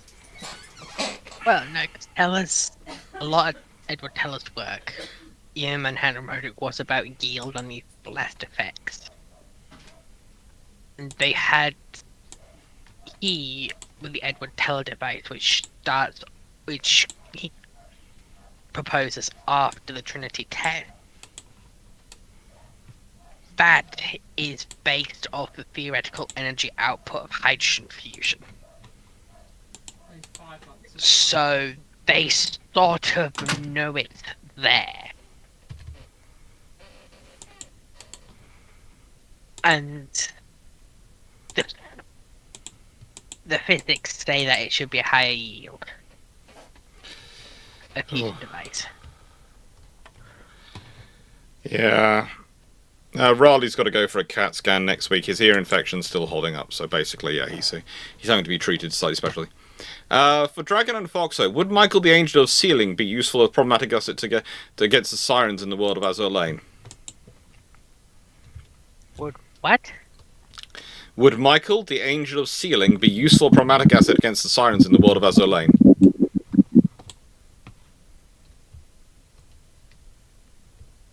I'm just gonna pretend Dragon knows what we talked about there and nod my head enthusiastically. I can't. Double checking stuff. Is Dra- this a question for Mike? Dragon sounds like he's talking from underwater. I can fix that. Give me a moment.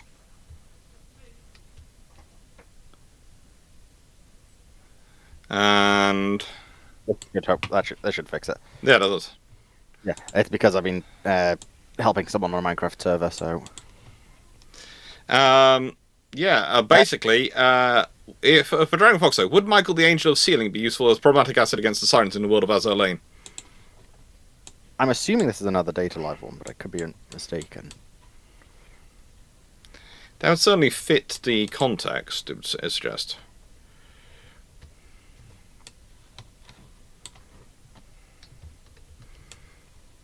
Certainly does come with that sort of scenario in mind. By sealing the Earth's rotation, yes, it is.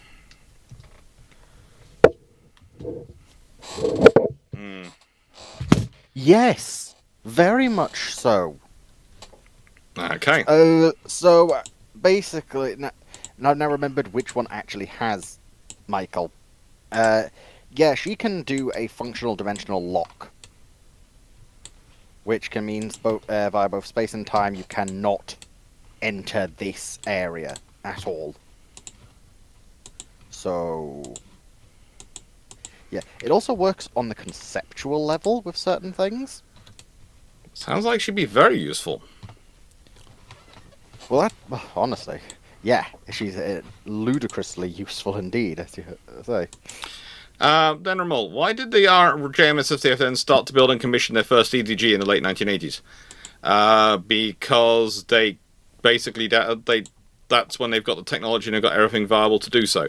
First of all, they were watching pretty much. It basically runs parallel with the Arleigh Burke program, and they're sort of looking at that and they're learning. And it's that's the point. It's necessary. It's useful, and you have to remember what's the primary role of the Japanese Maritime Self-Defense Force.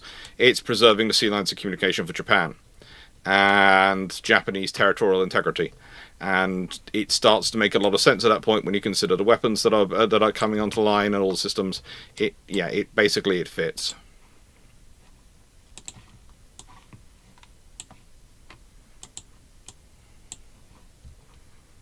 That's the point at which it goes of, oh yeah, this makes sense. We need to do this.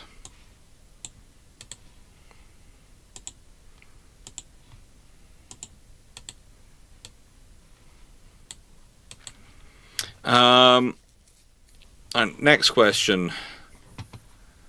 Would an Alaska class really have made a good command cruiser? Yes. It's large. It's got a lot of space for a flag crew.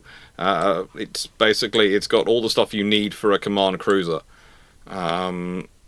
It's even got slightly more powerful guns than most of the other cruisers, so it's got status by itself. It visibly is the command ship, which can be useful for an admiral when they're in command of a situation to visibly look like the command ship, because that means that it's going to sound strange, but they automatically therefore command a little bit of extra respect. because they not just are commanding from a cruiser, they are visibly commanding from a flagship, which means they are visibly showing people, look, I am prepared to be here, and yes, I'm on the most powerful ship here, but I'm also on the ship which sticks out the most because of it. So therefore, if anyone comes in, they're going to be gunning for me more than they'll be gunning for you. So therefore, you know, I'm not going to go anywhere, and I'm going to be here with you so you can all see me. It's a morale thing. And finally, related to question 11, why'd some JMS destroyers still have super-firing main guns in the Cold War, while probably not only the country still, only the county still has this configuration? Well, probably the only country that still has this configuration. Honestly, it's because it fitted with some of their needs. You know, the Japanese, when you're talking about those ships involved, you're talking about their destroyers, which are also helicopter destroyers and carry a lot of helicopters, and those vessels were quite heavily involved in their amphibious warfare capabilities, so they provide a lot of fire support for that sort of role. And in a Grey War scenario, the Japanese expected to have to use guns quite a lot more than they expected to use missiles. Because in a Grey War scenario, especially, which they seem to have expected to have more often than others, they felt guns were more practical because you'd probably be in visual range. Can I just click back to the last question briefly? Yeah. One good thing with the Alaskans as a command cruiser or command ship is as your command staffs expand, you can pull a Cleveland and remove the X turret and build more superstructure to host all of your shiny command facilities. And you've got a nice big deck with which to do that with. And you can add a flight deck and a hangar on it, and it'll still have space to spare. Yep. Because you've also got all the internal volume in the hull as well to add things in. Lions, like power generators. Yeah. Lions, are there large ship designs carry torpedo boats designed to use them in combat? If not, would there be an event for doing such thing? Yeah, it was for quite a lot of period, especially in the late Victorian period. Quite a lot of battleships are designed with the ability to launch and recover torpedo boats off their sterns. They're usually called third-class torpedo boats. And it was literally because, well, how else do we take torpedo boats with a fleet which is deploying a long way away? Keeps them with us, and also it gives the battleships that sort of extra level of reach and presence, and especially if you find yourself doing things like operations inside a upper river, etc. Well, if you've got a torpedo boat with you, you can do that quite easily because your torpedo boat can go up the river quite rapidly, and if you need to send up other boats with it, they can be towed up by the torpedo boat, and the torpedo boat has got firepower, etc. and things to escort them and protect them already in place.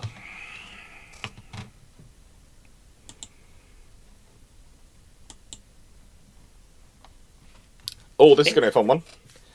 For all of you, and I will let the panel go first, how many guns could you fit on the Great Eastern, and how many gun decks would it be? Many and lots. I second Dan's opinion. Okay, that's our two trolls from the world of Terry Pratchett spoken. Carry on to the rest. Right. You know those 1-inch quad man? Not RP? yet. Yes. Imagine how many of those you could fit on her. Am I the only one going the other direction here? We can fit some real big cannons on her. No. What you do is you build her like a pyramid of Giza towards the center. Except you just put the 1-inch belt head either side.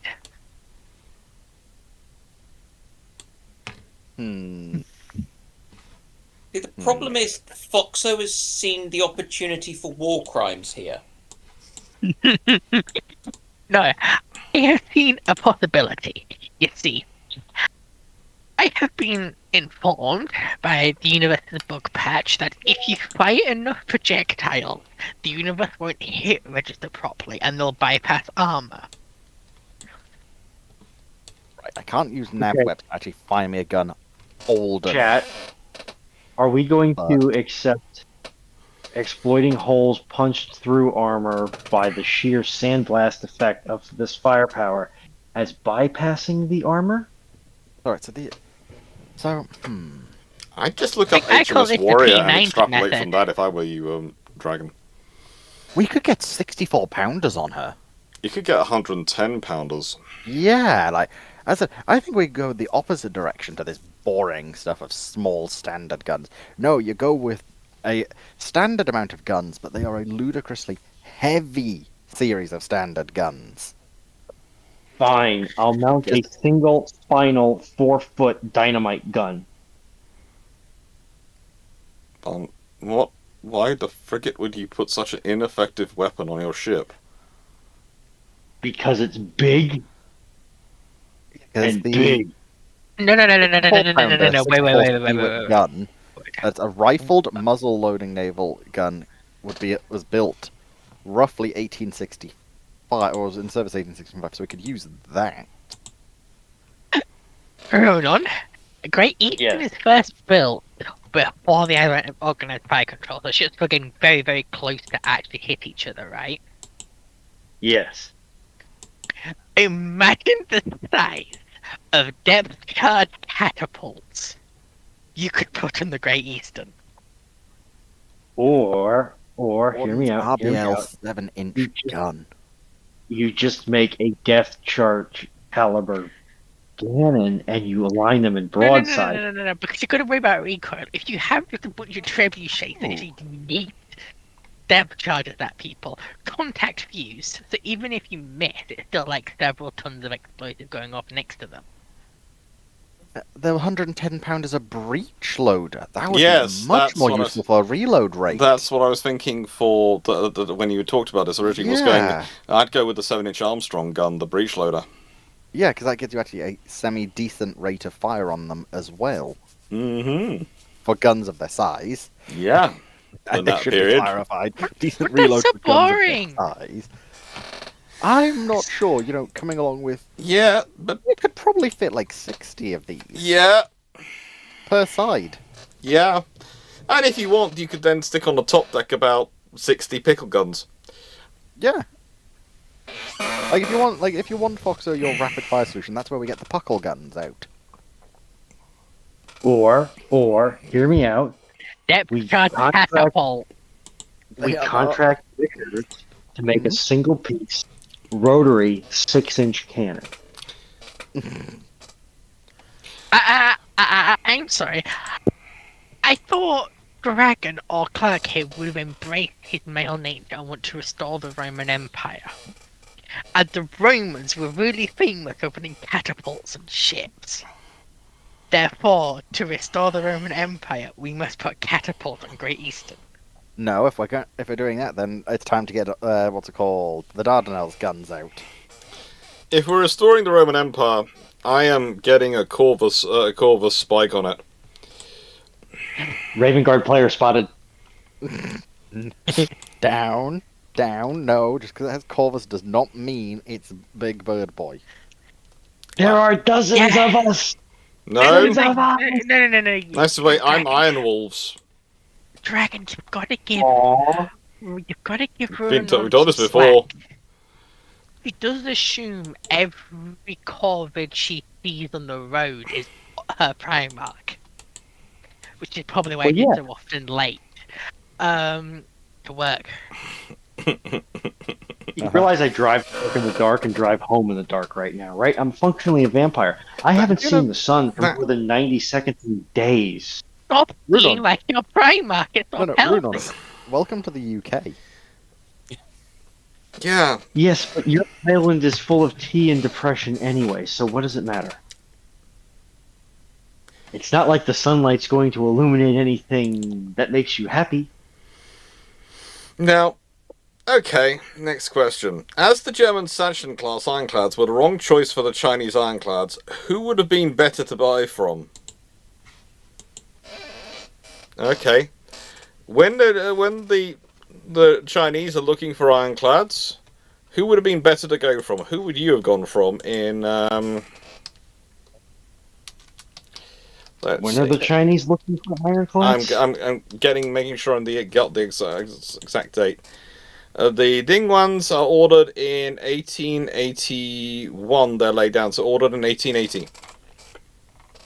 The British. I was going to say, is there a particular reason they didn't order from the British? The Japanese were.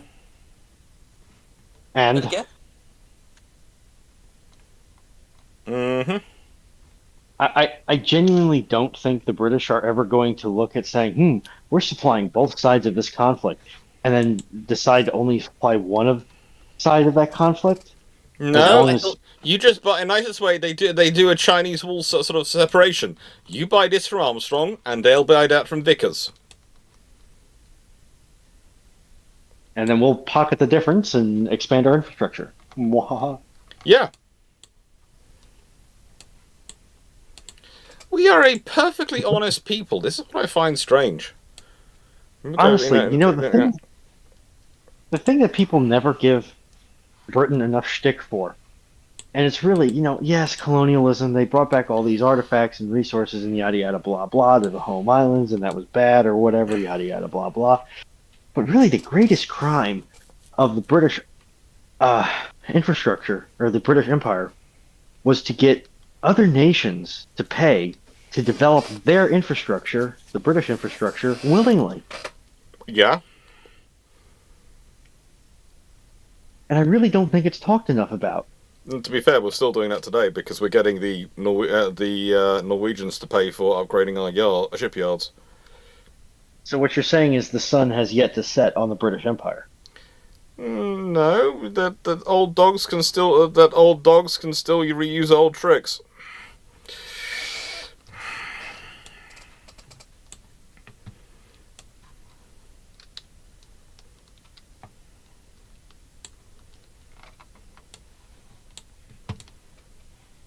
That's basically the way. If in doubt, use the same tricks. They work. Good. So if you're a doc specializing in chronic cold weather injuries and diseases, the U.S. is about to have a boom of those. Oh. The heating assistant funds are still pernacled in the U.S. federal government. Again, who thought that was a smart idea? People who want to own the libs. Well, I just said that's a core part of your voting group you're killing off, though, so... Yes, the cruelty is the point. Yeah, but old people are reliable voters. What you never do anything to kill off old people. Dude, it's a good way to lose elections. That's why I'm going to keep looking at the current British government and going, you guys are being really stupid. What am I doing? I am sitting on here with my phone in my hand because I wanted to look at something. I got it. Okay, next question. But basically, yeah, they'd have been better off going to the British and probably asking if we consider the British building in the 1880s ironclad-wise.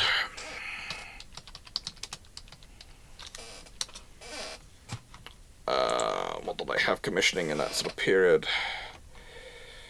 We have a lot working on that period. There's the Colossus class and the Admiral class are underway in terms of under construction.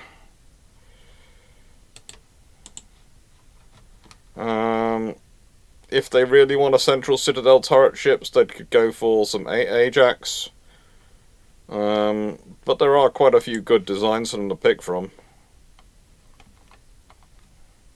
Literally, Collingwood, which is the first of the Admiral class, is laid down in July 1880.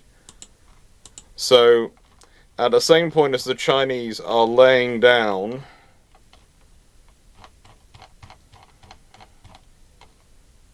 No, a year before the Chinese lay down the Ding 1, the British are laying down the Collingwood.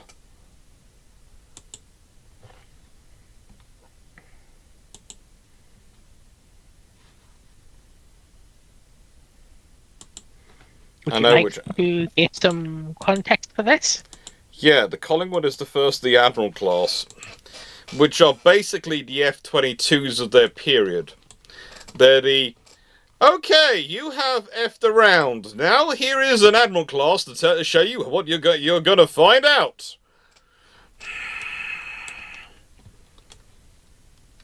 What was I doing? That's what I was doing. I don't want Master at Arms chat. I want Q&A questions. It's they are a very interesting group of ships. But yeah, every time I see various habitual line crosser doing videos which involve the F-22 basically going, come and fight me, I sit there and look at the Admiral class and go, yeah, that was your entire motto. You were all named for very fighting admirals, and every time you showed up, people just decided they didn't want to fight the British anymore.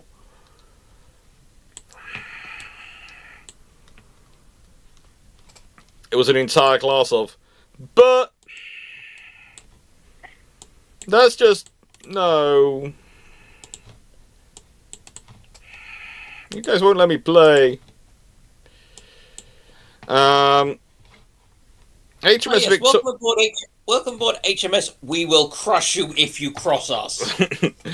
Well, no, it was the Admiral class. If let's consider their names and let's just think about that. I don't know what their names say.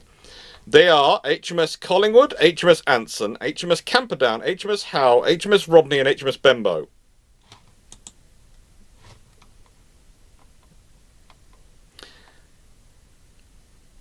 No. You do not want to deal that. Camperdown, by the way, is the vessel which collides and sinks HMS Victoria and sinks George Tyrion.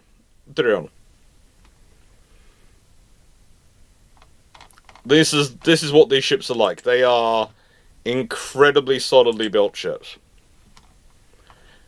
And then after them, the Royal Navy just goes, okay, we'll have the Victoria class. And then it's the Trafalgar class. And it's within the three classes it goes to, hello, meet the Royal Sovereigns. The whole next generation of ships.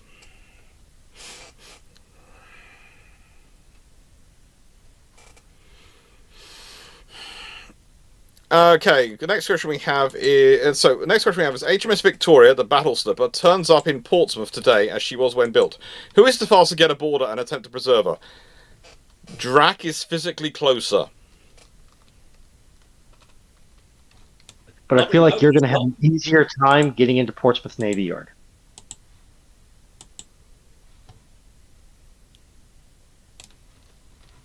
Probably, especially if I'm making the required phone calls, but I'll leave that to one side. I would never purposely hamper my colleague in his pursuit. Never. The suggestion of such is scurrilous lies. Scurrilous lies, I do say. Doc, let's be real here. Everybody in this entire community, including Drac, if he's lurking somewhere, know that if it was a choice between being able to hold being the first person of the two of you to be on that ship over his head for the rest of his life and completely sealing your dirty and using your dirty bag of tricks or not using your dirty bag of tricks out of honor and chivalry, you are going to make all the right phone calls to ensure that Drac cannot set foot in that naval base until you are safely ensconced aboard that vessel. Potentially, but I wouldn't do it maliciously. You saying that is like Raleigh saying he doesn't want any more treats while drooling in your lap looking at the treat bag. Yeah. Or the corgi saying, you can take my food whenever you please, and I won't hurt you.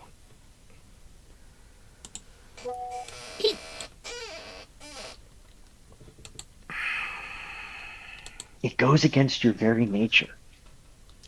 Okay, yes, it would be a lot of fun to be able to hold that over his head. Okay, well, yes, all right. And a few others. Okay. So I think actually possibly if I was being really cruel, I'd make sure Dan got in second, not Drac. Just because I know Dan would have fun with that.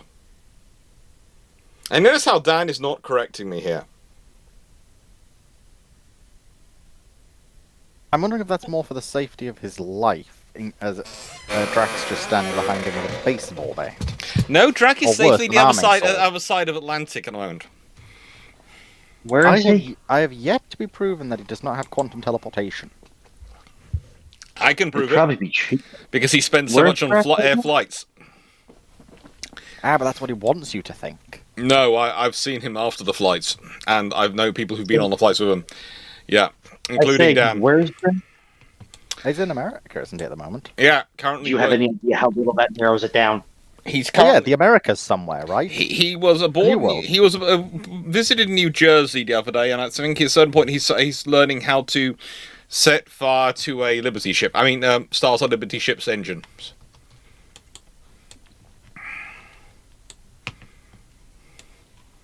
That's currently what he's doing, as I understand it.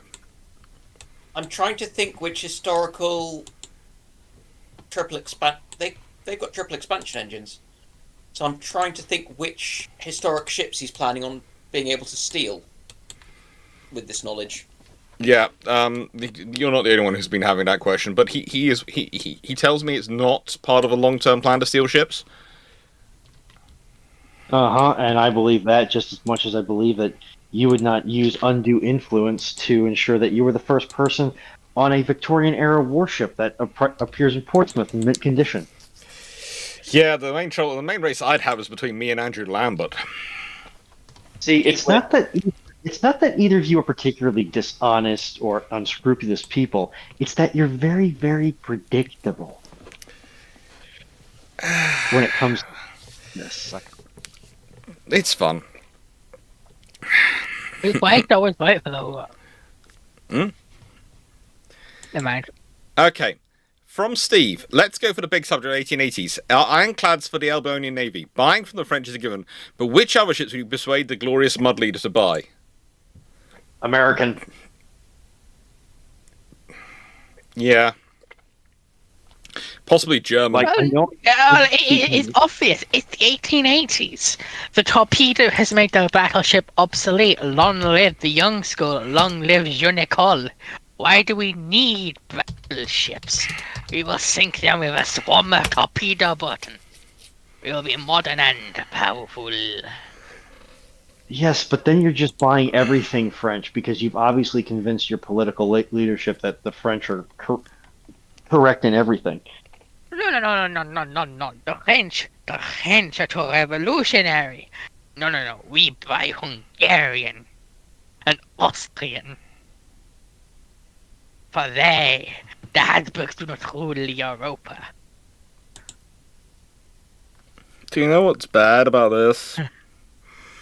It's I can't actually argue against it, and that is a terrible accent, but yeah, I cannot argue against it. If you wanted to do something really cruel to a nation, you would go, let's follow the Junacol and let's buy the torpedo boats from the people who can't make working engines. At this point. Or rather, engines that will not blow up every 5 minutes. And I know it's cruel, but it's literally the way it is. It is the way it is. Oh Lord, I feel bad.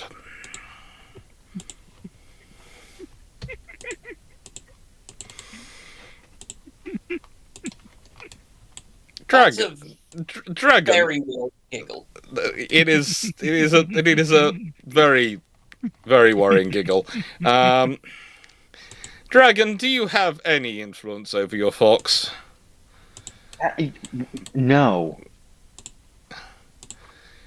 Any at all? Is dinner I the class? No.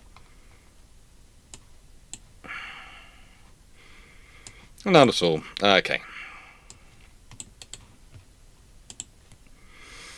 But yeah, so yes, we get them to buy. If they're not buying ironclads, they are going Junacol, and they're buying from the people who really couldn't do Junacol well. YouTube Minecraft Watcher. What if each panel member was given a Bellator class battlecruiser and support infrastructure?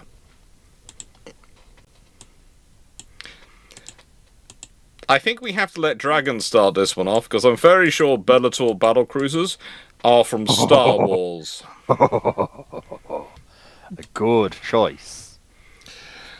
Okay, This now, means in nothing. nicest way, They we've had don't Foxo have giggling, access and now to- we've had Dragon shortling. This is getting scary. Okay? And at some point, I will change over to the night's scheduled game of Shogun. I'm just finishing So- building infrastructure. The Bellator class Super Star Destroyer, sometimes referred to as the Bellator class Dreadnought, is what's described as a escort Super Star Destroyer. They escort the bigger ones, but they themselves alone are incredibly powerful. Ooh, I like it. You I should. have redacted for channel TOS in my Brilliant.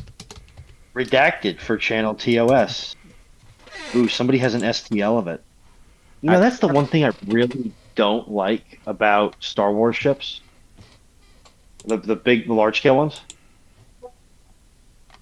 They're boring to model, to paint. Bellator. Like, The Bellator class is 7,200 meters long, with quite an impressive arsenal behind it. this makes me redacted. I'll be honest.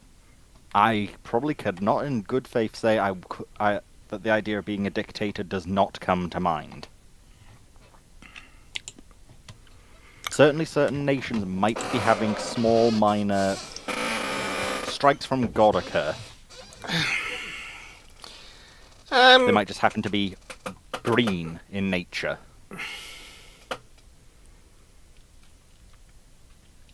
Okay.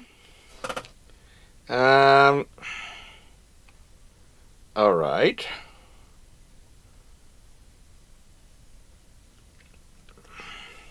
I am once again advocating for the disappearance of France For the from the face of destruction the of France.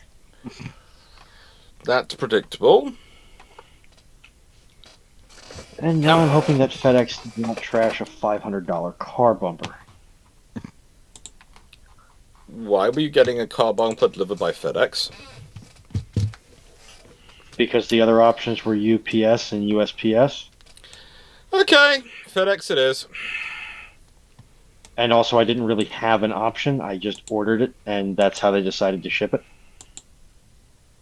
Take care, Paul. Get some sleep and look after yourself. Thanks for chatting away and being and Thank doing questions all evening. Sorry for helping you. Yeah.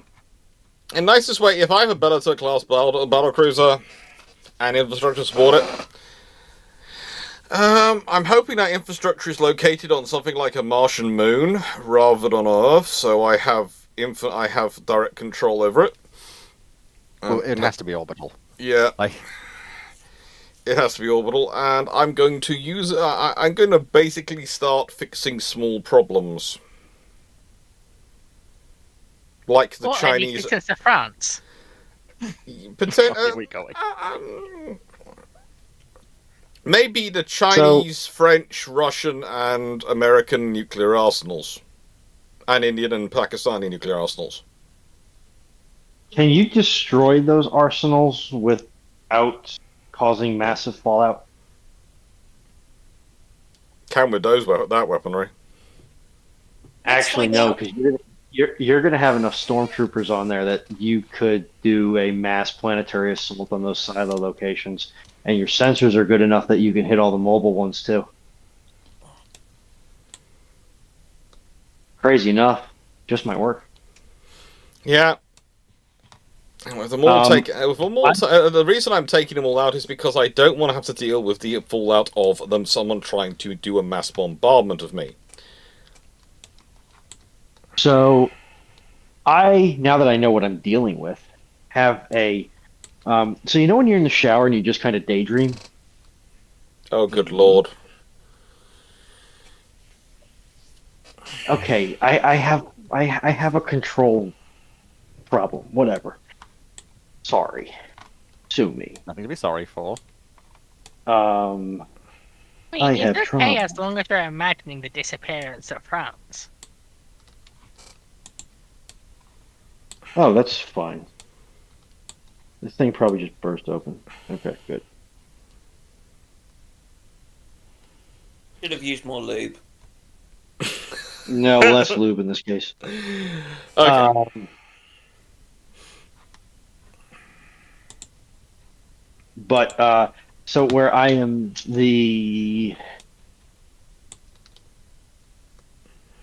Sangloon quite keeps absolute- requesting, please do not remove France. The Dutch need somewhere to migrate in the summer. I don't think Foxo is planning the removal of France, the geography, just France, the people. Yes. No. France. A little light genocide to lift her spirits. No. It's not genocide. Okay, I'm just genocide. then. picking up France, moving it to Lucifer's neighborhood, and then leaving. At any rate, where I am this not quite absolute monarch of a very technologically advanced and reasonably wealthy island nation at Point Nemo in the Pacific, which is why I will randomly ask questions about, well, what happens if there is a Japan-scale nation with UK resources in the Pacific in the 1930s?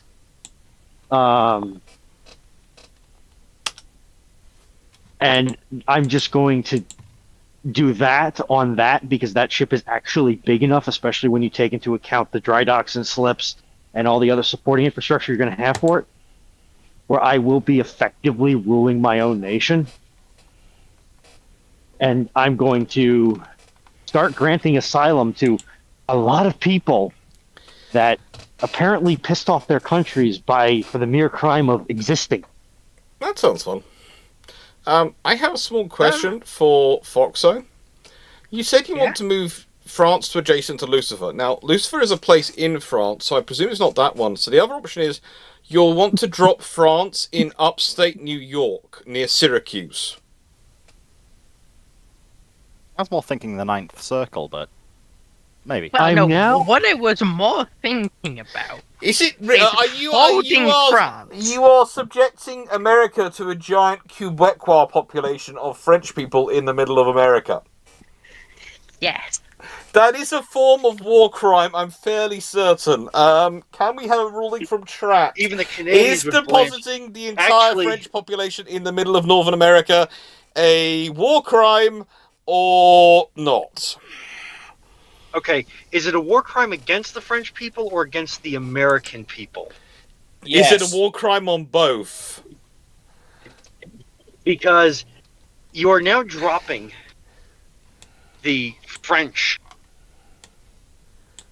who are very riotous when it comes to the trimming, reduction, or really alteration in anything that isn't a direct increase of their public assistance funds, billets, whatever, into an area that is pretty solidly red and has a population of people who continuously vote to cut said social safety nets. This population you're dropping in there also has never heard of a cause that it didn't want to have a riot for. I honestly, I don't think you're removing France from the board. I think you're removing upstate New York. There is a whole discussion here going on in the chat. The chat is trying to studiously avoid whether or not this might be a war crime. I think it's a war crime against that even the Canadians would blanch at. But I'm not certain who it's more of a war crime against. Well, no. It's not a war crime for the Canadians, because the Canadians have already been a victim of it. They're called the Quebecois. That's sort of the point. You're doing something. You're inflicting a larger, more concentrated population of Quebecois on America. Exactly. Yes. So what I'm hearing is the Canadians will be sitting on their side of the falls, popping open lawn chairs with plates of poutine, pointing over at us and laughing, saying, "Ha ha, sucks to suck, doesn't it?" No, worse. You might have the opportunity for a French Quebecois Union state. Actually, I thought of something. I thought of something even scarier for the Canadians. What happens if the French now say, "Well, we don't want to be under the American national government, but we really don't want to have our own national government because we'd like to beat up on somebody else's national government. So why don't we add another province to Canada? And then we'll have 2 French-speaking provinces in Canada, and we might get our way and make French the only official language of the Canadian." Exactly. I can see Cascadia breaking away from both Canada and the US in this scenario. So instead of making America more French, they make America slightly less stupid, and Canada up 6 times as French. Actually, no, that wouldn't happen because the Quebecois and the French hate each other vehemently because they're just French enough to piss each other off, and therefore they are mortal enemies because no one can hate a Frenchman like another Frenchman. But Ronan, I've created infinite electricity, right? Because we all know Quebecois is an abomination to the French language. And I have now just put the Académie La Francaise in the center of culture. Poseidon is just going, no, direction. no, remove, leave, So no, go. They will reach relativistic speeds because of the butchering of the French language. And it's the base of Really, it could be the flashpoint for the Second Canadian-American War, but it's going to have both Toronto and Washington, D.C. just looking at each other like, I guess we're at war now, but I really don't want to be, but do you want to separate New York, France, and Quebec from each other? Like, can we even do that? Is this... Like, do I need to call the Marine? Oh, good lord! No, it's also the Marine Nationale will be the only fleet on the Great Lakes. Yeah.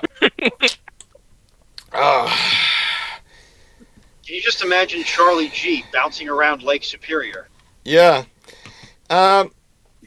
Runon, you can take 1 civilian infrastructure back to 1875. This tech will be blessed by Omnicide to only require maintenance that the surrounding infrastructure can provide, and all operators will intuitively know how to operate it. What do you take back?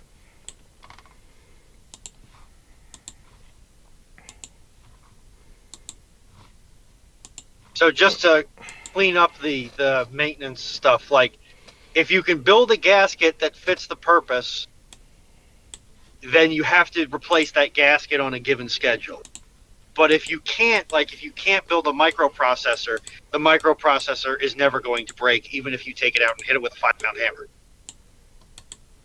And I only get one of these items. Yes, but item can be more of a system of systems, if that makes sense. So, like, you can't take I-95 and the Mid-Atlantic Rail Corps. You can only take one or the other. I was thinking more, would I be able to replicate the computers if I took a computer back? Or is it just No, a single because then computer?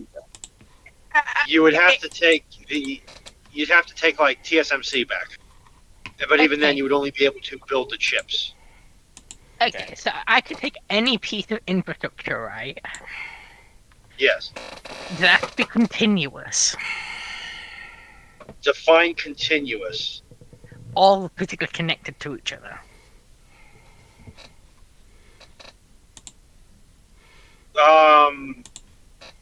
So I would like to take the Eurasian road network of today.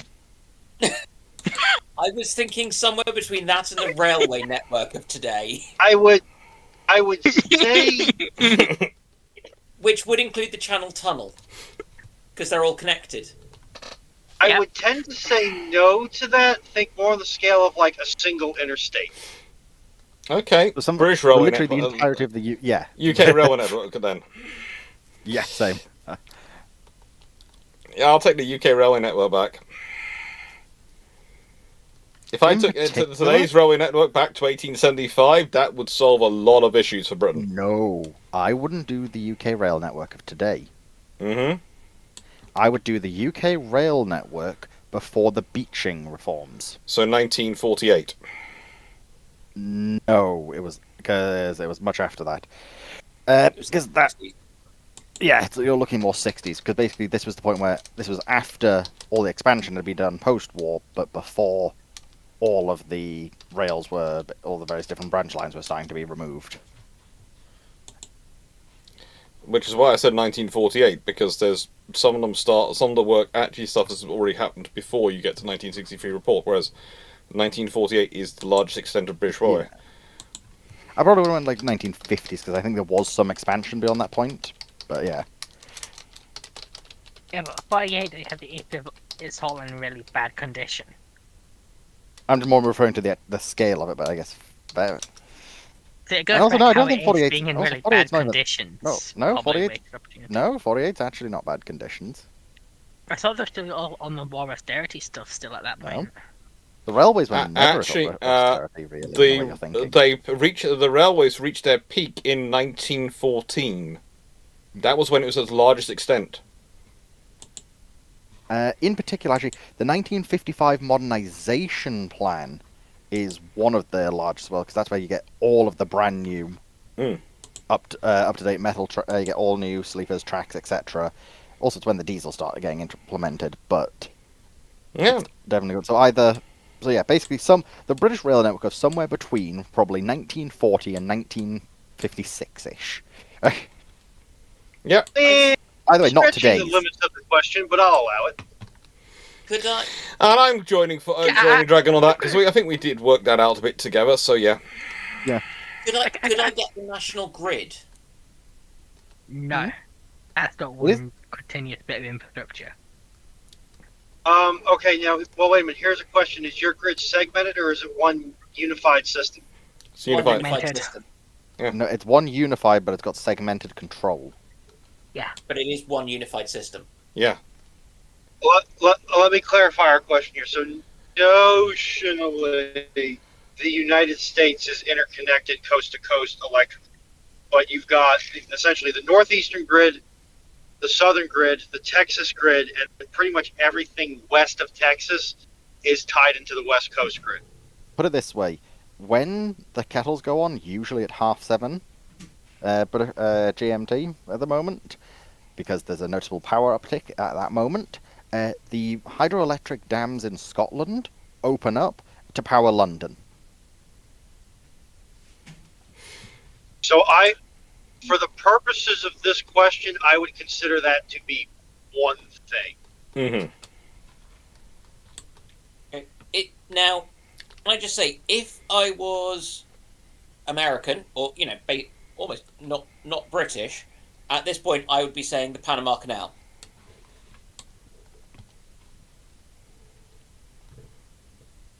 Taking that back to 1875 would be interesting. Would be Piss off interesting. Teddy. He may be very annoyed, yes. Okay. And a more comical answer. So a lot of the data centers that power the GPT-v4 are all self-powered through Unfortunately, internal yes. turbines. I would take back a data center an active running version of ChatGPT-5. That way, I could have it be the voice of God, because I have created God in a machine.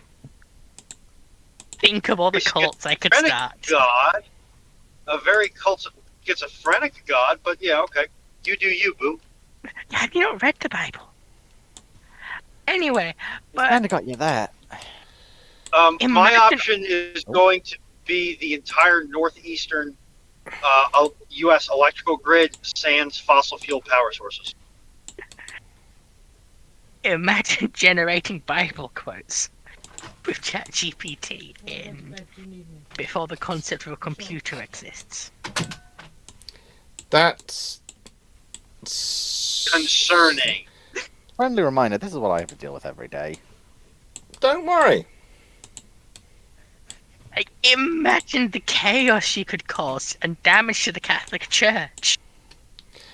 Basically, it's destroying the So not Catholic only do Church you in have an France, actor isn't trying it, to- for you? Yeah. Note to self, never give Foxo WMDs. She will delete France and the Vatican. No, she'll probably leave the Vatican solely because she wants what's beneath it. Yeah, she won't touch... the Vatican's got interesting things beneath it that she's interested in. Like, I want to dig up Pope Innocent III and put him on trial for heresy. Okay. Why Rachel has Selma? You people why has could be why has any this other way. why has this particular Pope desire got this particular piece of affection going for you from you? You're not aware of Pope Innocent III. I am, but I'm wondering specifically why you want to dig them up for heresy. I will admit I am not familiar. Please go on, Foxo. Because he launched the Fourth Crusade. Right. Yeah, He and sacked Constantinople, destroyed the Byzantine Empire, led to the interregnum of the Latin Empire, and led to the rise of the Turks. You could change European history so much for the better if he was tried for heresy like he almost was. He is a demon in the robes of a priest. okay. So you confuse and frighten me. Why do all of my friends confuse and frighten me? What does it say about you that you only hang around with people who confuse and frighten you? Yes. Except Dragon, he doesn't confuse or frighten me. Because I want Dan, to you're ask on the you. fence. You actually have a rational thought process and don't go down dark roads of fair. Yeah, I was more meaning like the I was more meaning the previous statement of why are all my friends crazy? Like, but yeah, fair. Yeah, it is. There is fun here. Right. Next question. What if USS Maine suddenly appeared in New York Harbor today? Who is going to win the race to her? You, Drac, or Ryan? At the moment, Drac and Ryan are not far away from each other. Probably, in the nicest way, Ryan should win. Ryan should win. Then again, I wouldn't put it past Drac to rent a kayak and kayak up the Delaware at near transluminal speed. Well, she appeared in New York Harbor today, so if she was in New York Harbor today, yeah. But the thing is, the US Navy would probably beat everyone aboard her, and I know who probably would be put in charge of looking after her, judging by his various titles in terms of history in the US Navy. So, yeah, I might win that one. Because I think, as far as I know, he doesn't owe Ryan or Drac any massive favours. He owes me a few. Is that Armstrong? I didn't say it out somebody loud. else? I haven't said it out loud who it is. Fair enough. Other question. Um, Will Randolph Hearst explode? Probably he's not. now dead. here's. Now, is the USS Maine still U.S. Navy property? It would, Yes. yes.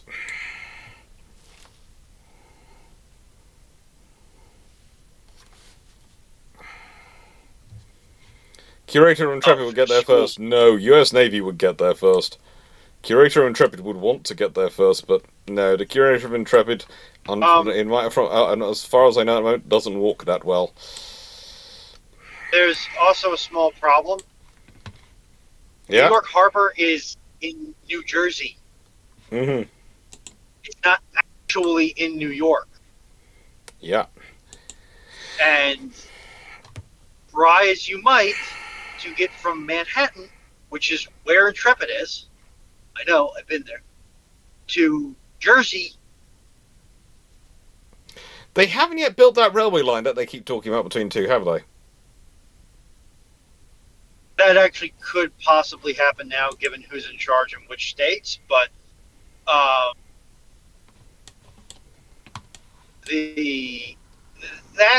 that's not a commute I want to make, and I used to routinely drive an hour and a half each way to go to work. Well, Yes, that's because no sane person would ever want to drive in Manhattan. yeah. Next question. Top 3 best medieval admirals and worst 3 as a bonus. Ooh. I'm out. Medieval admirals. Not No, my no, no. rodeo. Hey, how are we defining medieval? Medieval period, roughly, in terms of years. That's a very nebulous term. End of the Roman Empire to 1500. Usually I go between, I would say AD 500 to AD 1500, so pretty much pre-Tudors if they're British. And at least pre-Henry VIII. And Henry VII just about straddles it. And 5th century, yeah, onwards. So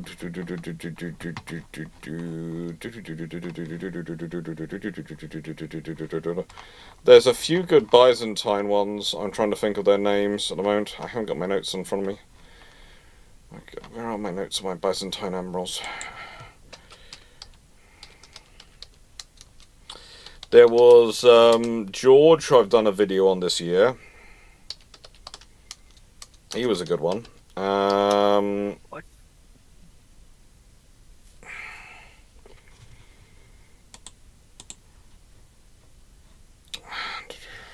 Constantine Angelos? Yeah? George of Antioch. Yeah, George of Antioch. That's I did a video on him this year. Oh.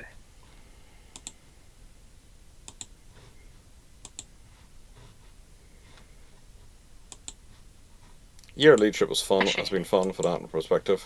Actually, Himeros Um, just squeezes in, I think. yeah. Got 10th century.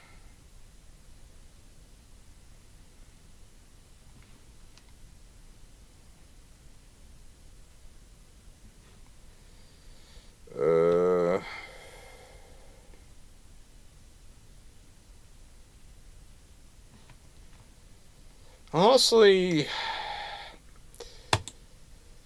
I'd say Morekas does pretty well.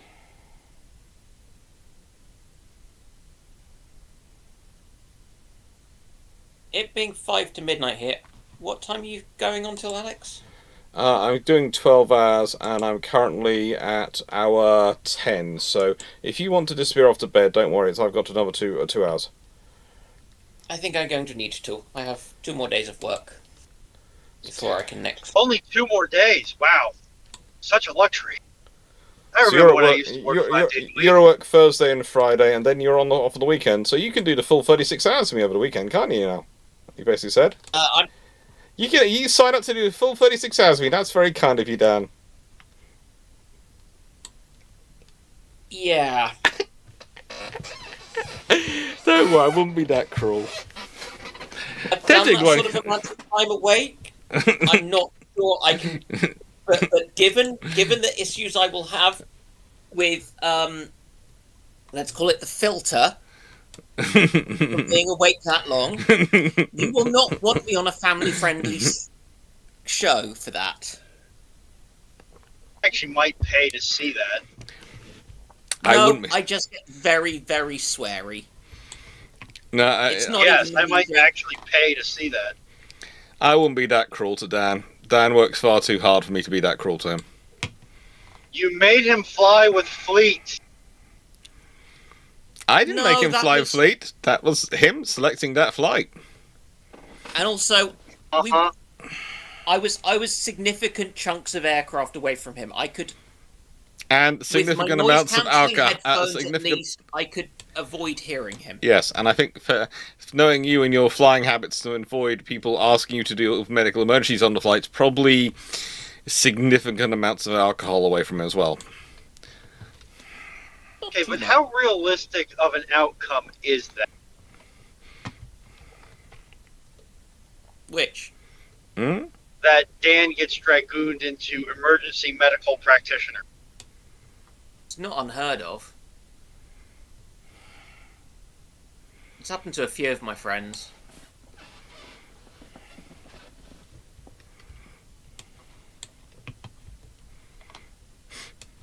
It's fun. Some of the aircraft have some of them apparently have some really quite good kits on board, and the airlines are grateful if you help. And some apparently have terrible ones and are horrible to you, despite asking you to help. Because one of the key things you can do is if you think it's not something serious, then they don't have to divert the flight, which costs them a fortune. So you So think that's why they like you. you think they'd all be helpful and kind to you under those circumstances? Apparently they're not all. Yeah. Yes, but you're British, which means that your torts are not the same as they are in America.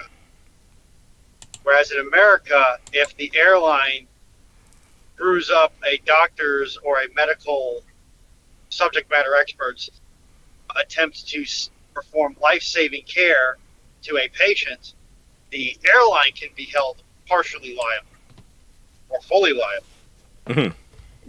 No, they probably could Whereas be in. that's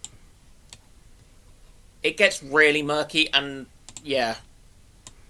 I don't know enough about it. I was actually at one point looking at a job in kind of coordinating aeromedical retrievals, in which case I would have learnt a lot more about this kind of stuff, but I don't.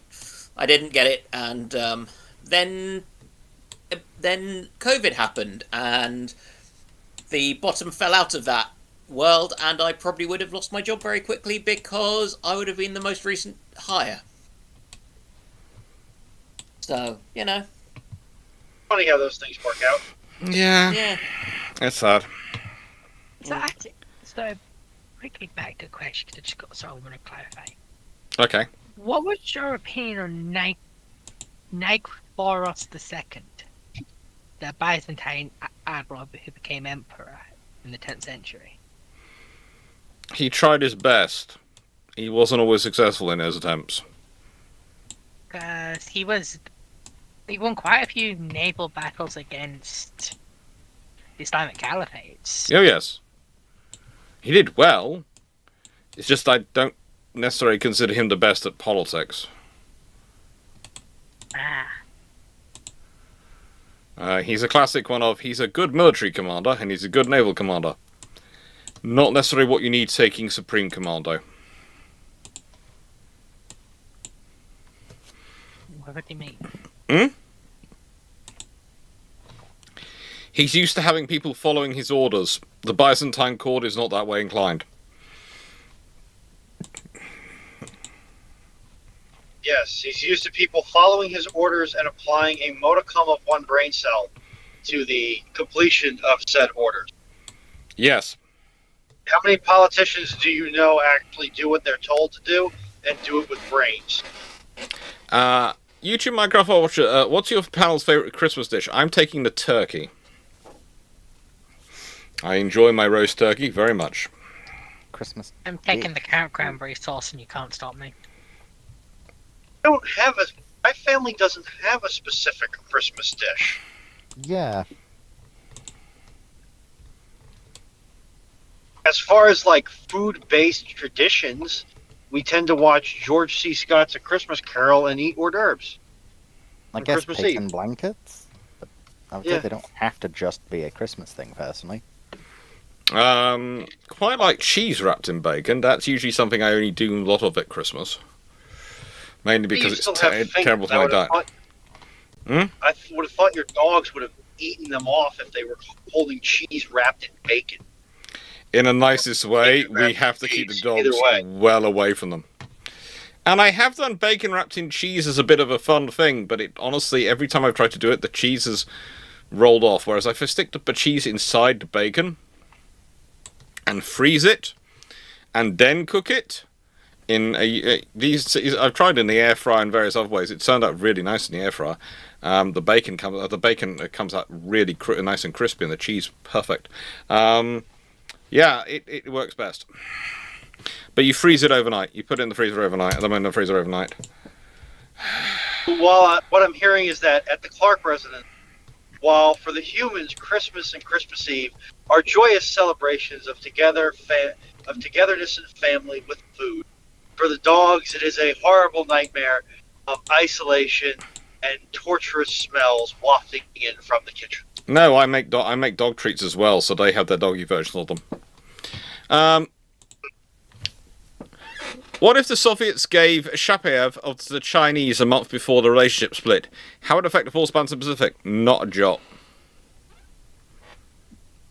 Let's be honest, Shapaev is a lovely cruiser, but it's not going to affect anything in terms of the Pacific force balance.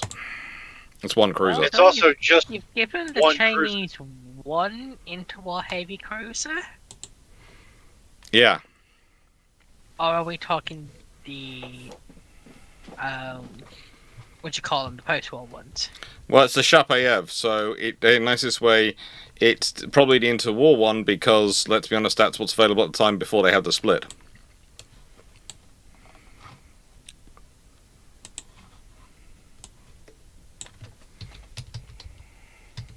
To China? Are you trying to get the Chinese and the Soviets to split early in this timeline? Well, apparently they give it to them before the split, so they get something which has got 12 6-inch guns and 11,000 tons. So it's not even a heavy cruiser; it's a light cruiser. I hate deer. It's the class with all the Sveldovs. Yeah, one cruiser isn't going to make a difference. Now, if they give complete tech specs and tooling, maybe do something interesting with that. It's but not going to make much of a difference at all either way.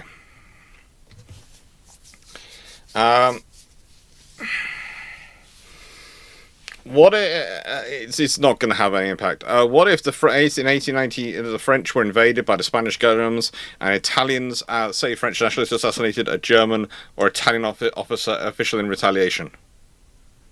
What in 1890 France was invaded by the Spanish, Germans, and Italians?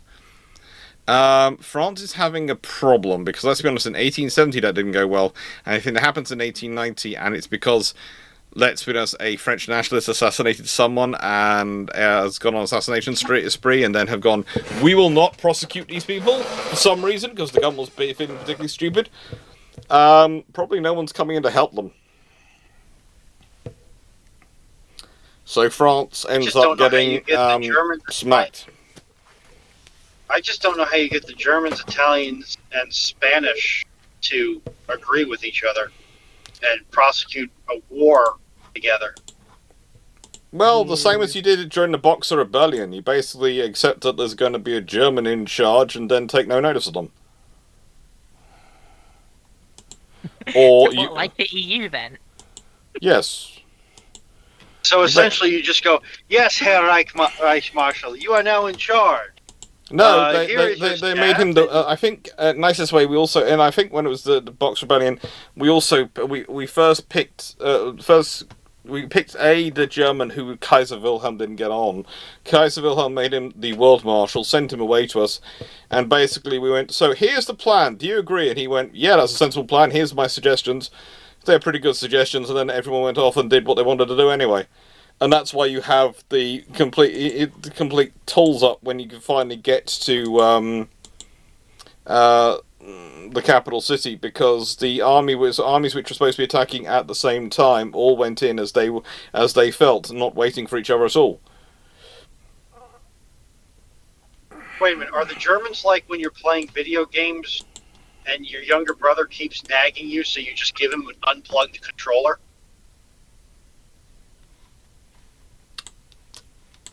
Yeah, a bit that way. The silence is illuminating.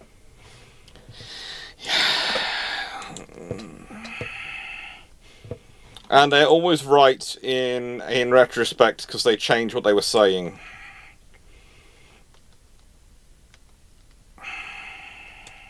Annoying when people do that. Such poor form. Admit your mistakes. It makes it that much more impressive when you get it right. Yeah. If for no other reason than, good lord, I guess even a broken clock is right twice a day. Well, it's not like that. The Germans are quite often right. They're fairly good, but the trouble is, they strongly push on a political international relations level that they are always right. Germans and individuals are not like that. Germany as a nation on the international stage is very much like that, and it gets a bit annoying. Yes, Montana, what if the USS Arizonian had December 7th, 1941 fit suddenly appears in the middle of San Francisco Bay? How would the world react?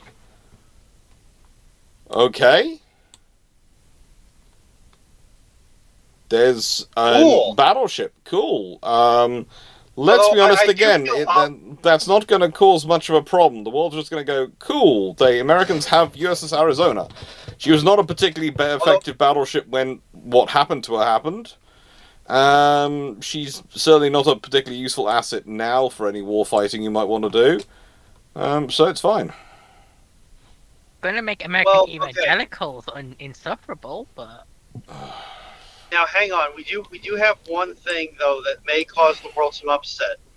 This is now the latest in a long series of ships that have been temporarily transported to the present day, sometimes even with their crews. Given that this is such a recurring event, it could cause the world scientific community to get a little nervous and the evangelicals to proclaim that the second coming is right around the corner, so you need to send us your life savings immediately. Why is it they always want people's life savings? The answer to every situation is send them the life savings. Yeah. Because they're not actually preachers. Montana 67. If there are any other naval ships ship plan that never built in the Royal Navy besides Lions, Neptunes, and G-class, there are lots of them. The Royal Navy the Royal Navy's always planning ships. There are lots of them. We still want to know what the fifth QE is. Yeah. Lion, a 6 QE, you know what I mean? Lions, who is the English mortal enemy number one between the French and the English Treasury? Or is it someone that isn't one of those?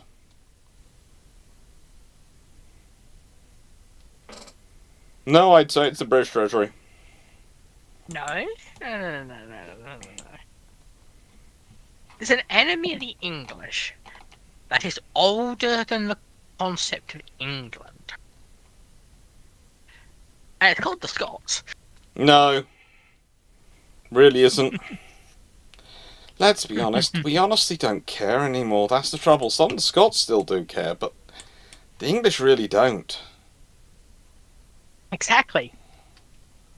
They don't stop being your enemy because you've decided not to fight them. No, it's not we decided to fight them, it's just it's no longer worthwhile getting in a fight with them because it's just boop. And that's why they're the worst, because they're annoying. The French are worth fighting. The treasuries are grand battle worthy of Valhalla. The Scots are just... Bull Foxo, you might start another Scottish succession movement. That's doomed to fail. Please, the Scottish succession movements are a lot like American evangelicals. They're always popping up everywhere and they're not going anywhere. Oh, do not sell American evangelicals short like that. Unlike Scottish succession movements, the evangelicals actually managed to get in power and get their agenda completed. The Scottish succession movements get in power, they then just don't want to actually go for independence because then they'd have to pay the bills. Exactly. Case in point.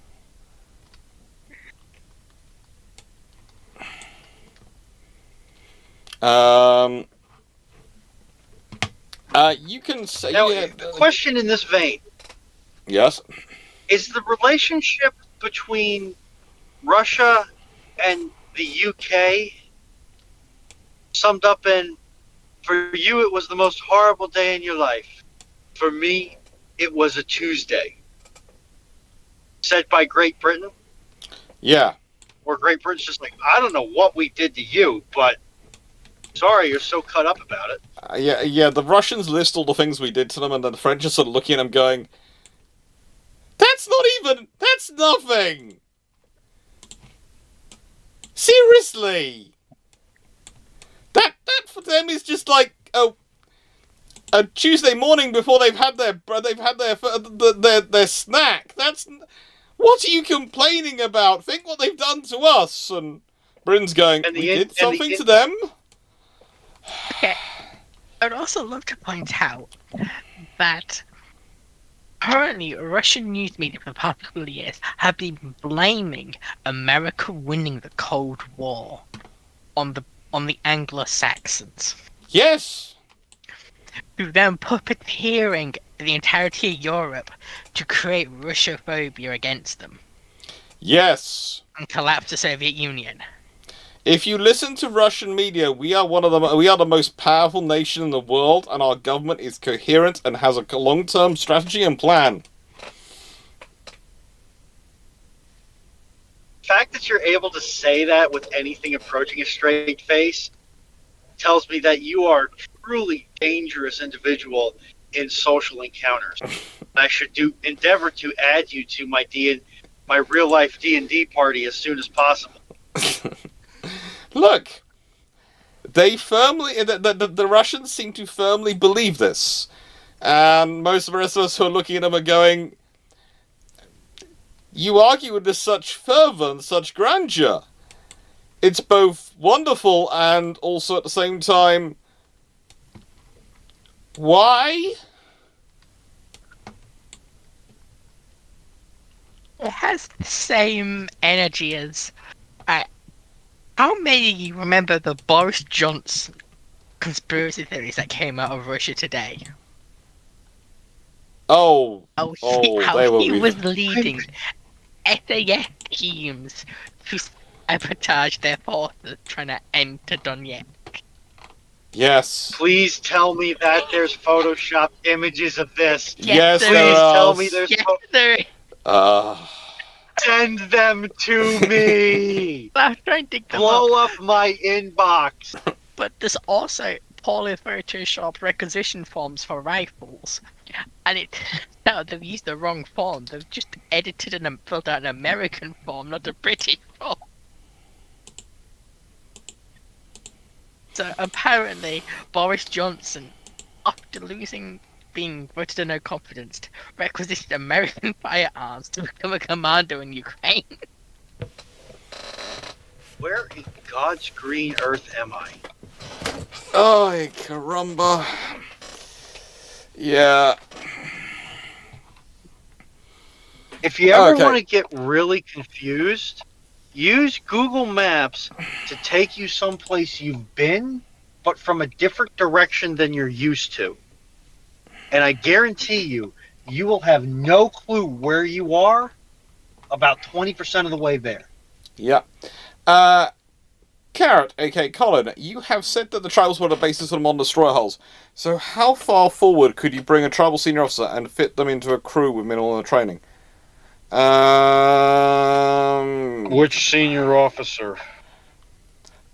You could probably take a tribal senior officer with minimal training and stick them on a county class.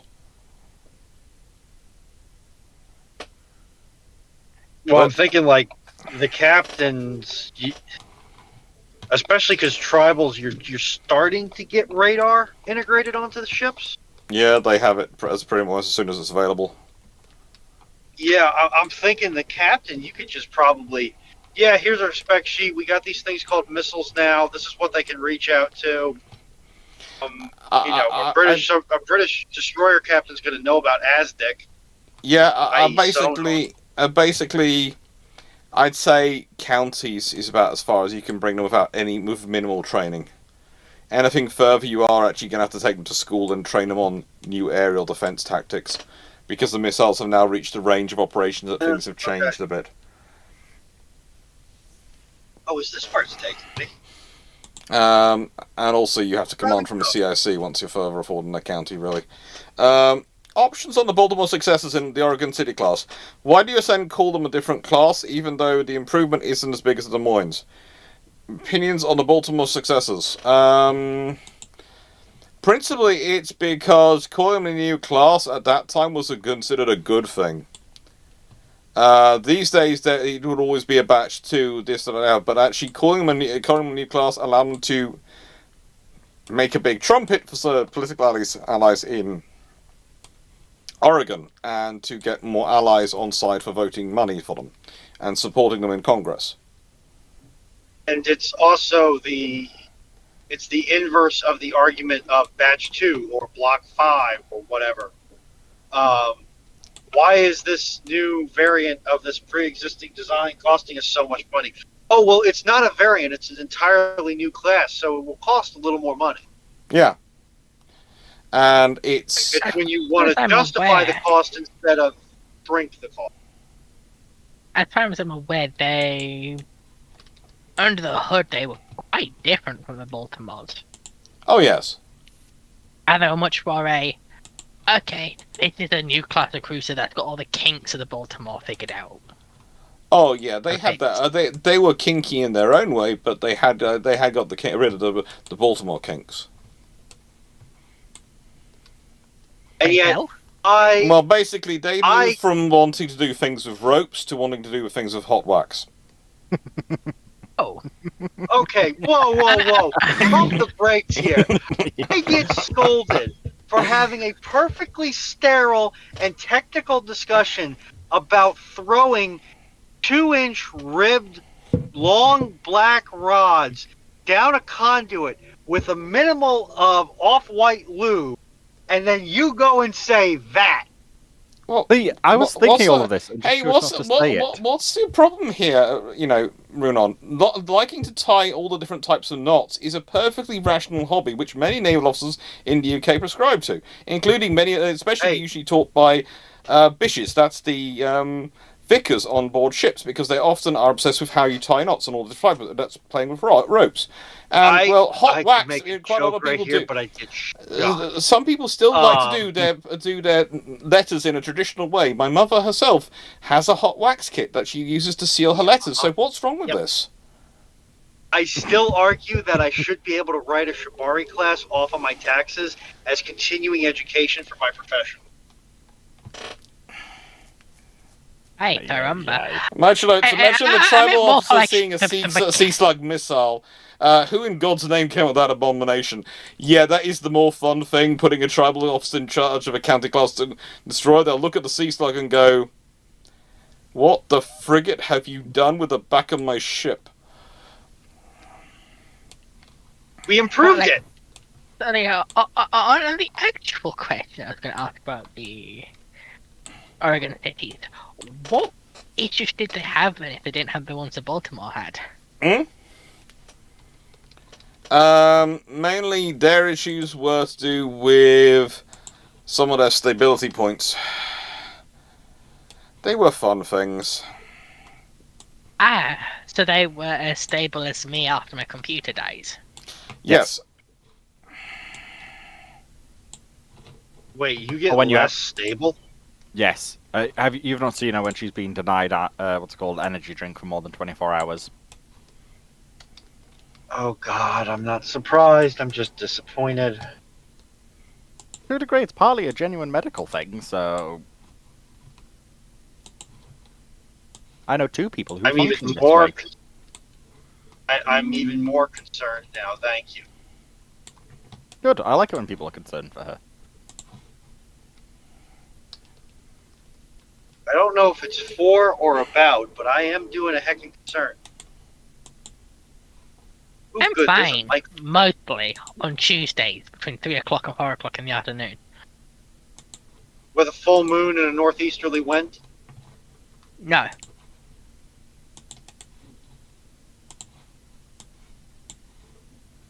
to be below 10 degrees outside. Currently it is. It's 8 degrees here, Celsius. In your UK is dirty communist units. The UK is currently experiencing a mild freeze because of Arctic weather. It's just too cold. Nice. Bring back the days of 40 degrees Celsius. Oh, ew. You know what? I will personally pay for you to come over here, and I will stick you where I was in the turbine hall today. Every Sounds single wonderful. metal surface in that turbine hall felt like a heating pad. Sounds It was that wonderful. warm in there. Okay, right. Take care. Hello, Stafford. How you doing? You've done a 12-hour and 45-minute shift today. Ouch. Cool, lying. Join the club. Wait, Okay. Quick question. What time are we going to tonight, Clarke? Let's see. Or 200. Yes, for me it's about another 90 minutes, so it's about 200 hours. Okay, Don't worry, means we're Fox, I'm not. gonna have to get I'm- going. I'm Yes. not going to conk out like I did last night. That was strange. I called you being tired, The thing is, I don't know why I was tired. but I've had 1.5 liter of cheap energy drink. Oh no. That would be why you're not tired. I gotta find that meme and send it to you, Fox. I'm enjoying the questions coming in and the thinking about them and listening to the conversation a bit. I'm enjoying this other stuff at the moment and all this chats. Now, Yeah, why do you think I'm here? I'm the peanut gallery. yeah. Yeah, you're better staying as them. Say again? You're better staying as a peanut. You know what? I cannot parse the words that you are stringing You together said into what I you are as sane as a peanut. Yes. I just realized Yeah. you Americans might not actually have Girl Scouts on. We might not Female have Girl what? Scouts. They do Might have not Girl have Scouts Girl songs. They do have Girl Scouts songs. I know this because I know many, and for some completely insane reasons, one of the traditional, apparently 1980s Girl Scout songs included included a dance and girls making facial movements, which was really not appropriate. And the reason I know about this is because my mum has a friend who was an American Scout leader at the time for the Girl Scouts, and explains how this is completely inappropriate. Because we had a song which was about a coconut. And I think Ronan was the perfect person to play the coconut in a live action movie. So, what was the next question? Yes, what's the next question? Yeah, YouTube 'cause Minecraft. What if starting Yeah. in 1939, all British cruisers gained access to 5 stealth boys per ship, which when activated would make you invisible to the enemy for 20 minutes alongside being immune to radar? Invisible-ish. Also, are these first gen or second gen? Because if they're first gen, Listen, it's not like British cruiser crews can get much more crazy. want to bet? Are you sure you want to take No. that risk, Brunon? I'm certain the Admiralty will, because you know what's a little schizophrenia of some of your seasoned cruiser crews. Okay, so you've got 20 minutes of stealth in 1939. Of functional invisibility. Okay, I know at least one cruiser which uses all 5 to get very close to Bismarck and stick all her torpedoes into her.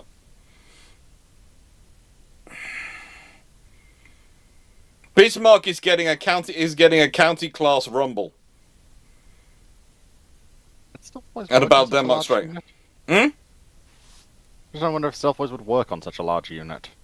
It says We're hand waving at the say that it all does. British cruisers get access to stealth boys. And the Graf Spee is definitely not getting away. It's having a close encounter with a Leander, probably one with an Australian crew aboard, which is going to do something funny to its stern. What if you give Vian any unit that Vian directly commands 5 of these things? I had this funny thought of both Manchester and York during the evacuation of Crete. Just once they're out of ammo, just going invisible whenever they're under air attack. Yeah, just doing that while they're getting out of position. Honestly, the aircraft won't be able, the extended range, they won't be able to hang around for that long, so they're able to get away. It's just that Manchester might use all 5 charges, but she's a town class, should survive. For the Royal Navy, you've functionally just given them a massive advantage.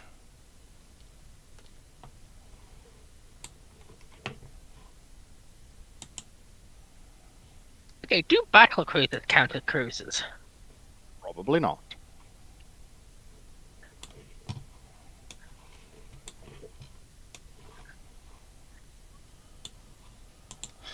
Although renown having them would result in some very, very upset Scharnhorst and Gneisenau, because they would be, in the nicest way, she would use them in that pursuit post-Norway, and she would get close.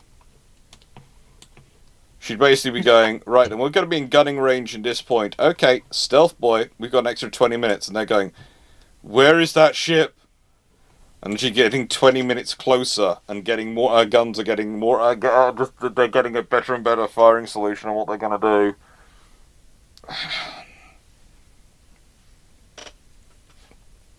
I was more thinking of, after the sinking of Prince of Wales, Repulse just triggers one. And then just goes from dancing to disappearing act, like a stage musician. Oh, yes. At which point, no, those aircraft are not hanging around long enough to get a sink, and she gets home and goes, hello.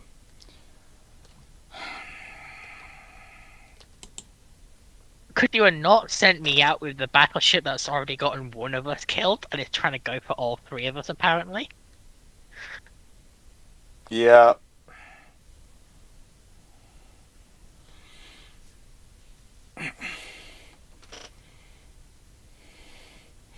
It would be interesting. It would be interesting. Honestly... Oh, what about Force K? Who we did a video about today, a discussion video today, attacking the Italian convoys with being able to 20 minutes silence. Most of the battles take place to last less than 20 minutes. Especially in night battles. They get into they get in combat range. Go. We're now completely invisible, and the Italians are just going, where are they? You wouldn't need multiple cruisers for the action. You just have one. Okay, now, but think about it this way. So you know the Didos on the multi-convoys? Yeah. You could have it so they trigger the stealth boy when the aircraft come in, and you could have the anti-aircraft cruiser ambushing the aircraft. Yes. It's like appearing behind them. Oh, Maiwa, no Sindaru, Nani, and they're just exploding from trying to report him off. Well, actually, they don't even need to appear behind them. They'll just be firing, and they'll be going, where is the shells coming from? We can't see the ship!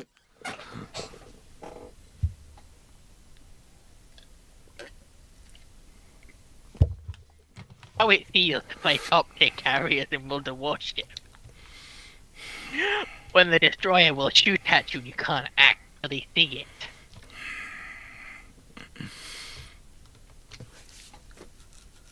it. And, yeah. It's... Especially if you combine it with their ability to generate smoke.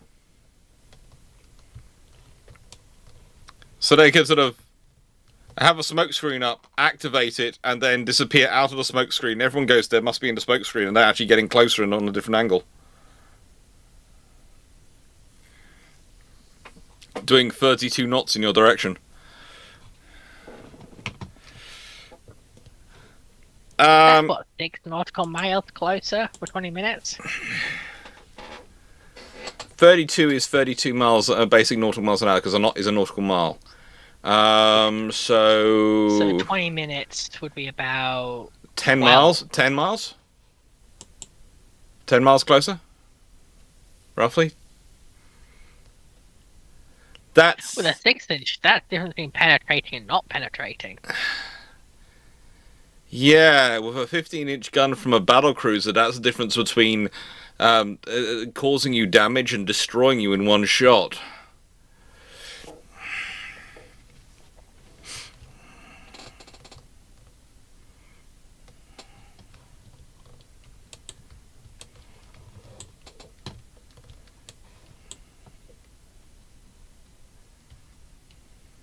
That's giving me a horrible idea.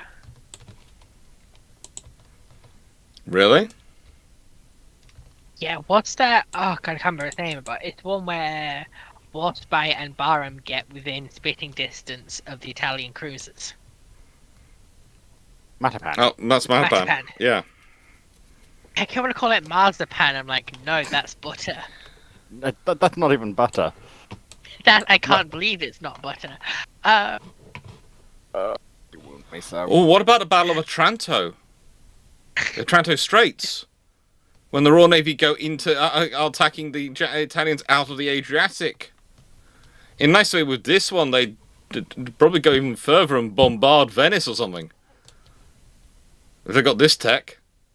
Like, I'm just imagining a town in that night battle, at the Battle of Marzipan, just sneaking up to the battle line. After the stealth boy getting into the formation alongside Littorio and just going, so anyway, I started blasting. Because at that range, the 6-inch would just go straight through Littorio. If you're at less than 2,000 yards, yes, you probably are going to start penetrating. And you're going to cause enough damage anyway, especially if you aim it that you are going... the trouble is, if you're that close to Littorio, no one else can really fire at you because they might hit Littorio themselves. And they probably think initially it is friendly fire.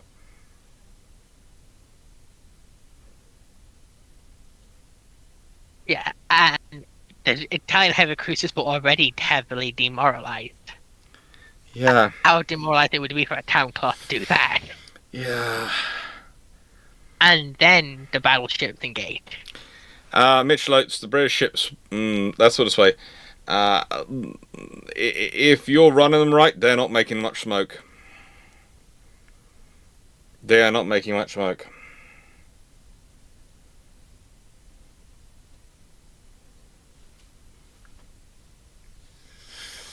What's it? If your ship's producing smoke, that means your chief engineer's not doing his job properly. Yeah. Unless it's being told to produce smoke, you don't produce smoke. What if in 1939 each Royal Navy ship gets access to World of Warships Conqueror level heal? 5 charges for each and all classes ships, so long as they are Royal Navy. Yeah, sorry? Yeah, you basically just handed the Royal Navy a massive victory. They each get access to 5 charges for each, so 5 World of Warships Conqueror level heal. If I remember correctly, it's a 50%. It's a 50% heal, isn't it? No, it's more than that. 35% maximum healing. It's a 35. It's basically 75%. The joke is that you just 3D print a new battleship. You don't actually repair the ship. You just get a new one. Give me just a second. Well, that would be useful. There. And it said Conqueror, so I need to go to the different table. 75% HP restored with 10% Citadel HP restored at a rate of 2% per second. So that means you can restore up to 75% of your ship's total structure, integrity, etc., healing 2% each second.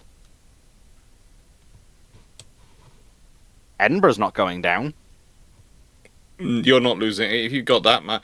If you're able to do that for all Royal Navy ships, a lot of ships aren't going down.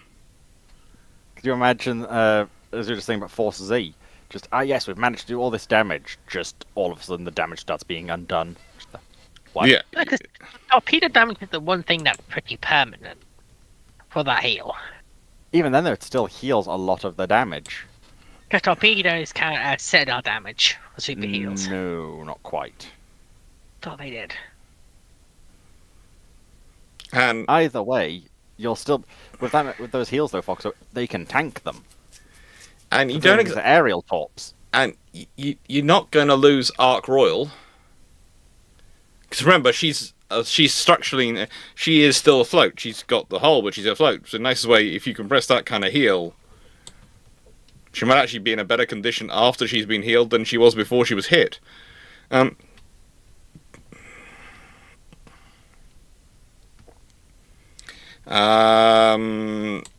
I'm trying to think about Hood. It might fix her in time. I don't think so. 'Cause Well, once she detonates, that's Yes, Because I did. once she detonates, but in a nice way, if you knew about it and pressed it when she's hit, but probably won't save her. Royal Oak it might save. Anything The R-Class that lost instant early in won't the save. war. I think anything instant it probably wouldn't save. No. It's like how in warships, it doesn't save you from getting dev struck. But things like Courageous, it would save. Because she's not instant loss. From memory, she takes...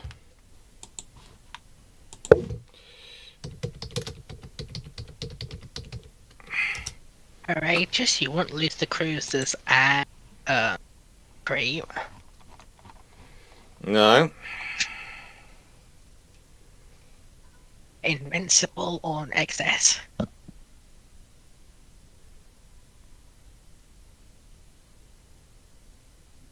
Actually, Invincible on Operation Excess is probably the carrier that needs it the most.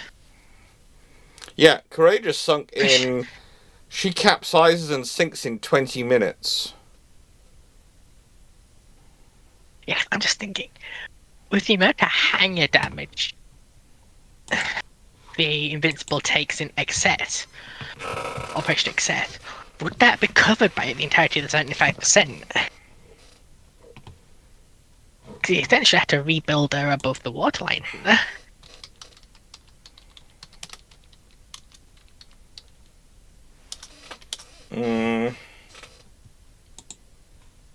You mean Illustrious? Yeah. Yeah, illustrious. Yeah. I think it's They didn't have. They didn't. Don't worry. No, don't worry. I was sitting there going, "That's Invincible's a later class of carrier, so it's probably Illustrious." But I'll check. Yeah. Not so much rebuild of the waterline, but a whole section of her hangar, etc., had to be rebuilt.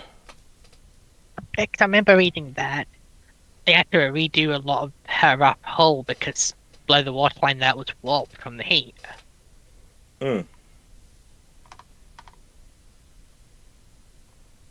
I have more money in my hand in consumer electronics than I think I have ever had. And buy me a Steam Deck, coward. Why not Steam Cube?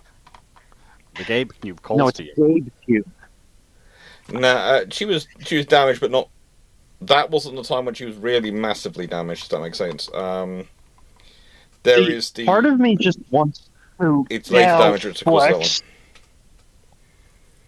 and be very financially stupid, which if I'm saying be That decision, and just send Foxo a Steam Deck. Yes, but if you buy Fox or Steam Deck and Dragon doesn't have one, she won't be happy because she won't be able to play with Yes, she will. Dragon. No, Wait. I'll play on my PC. Oh, like Sounds like a Foxo problem.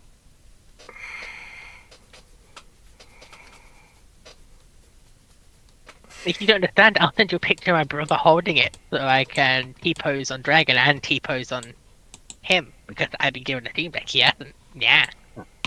but why would I want a Steam Deck? Because you own a Switch, So why would I want a Steam Deck? so you can finally stop No, coping Foxo. about the Switch and the Switch 2.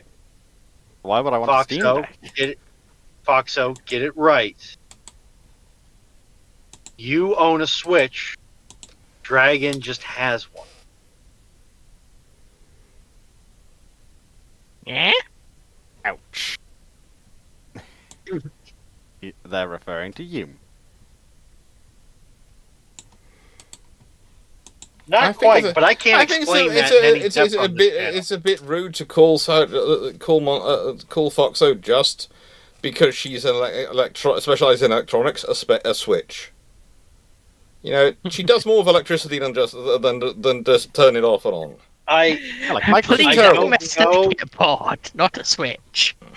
Yeah, it's a bit rude. It's rude. They're being rude about you, Foxo. Right. And it's quite shocking what I can do. Yeah. Montana 67. What if Edinburgh made it home after the torpedo attacks? Would it have gotten the same refit as Belfast or something along the lines? Pretty much the same refit as Belfast, which does cause interesting things of if you have both surviving around, much longer do they last in service because they're useful.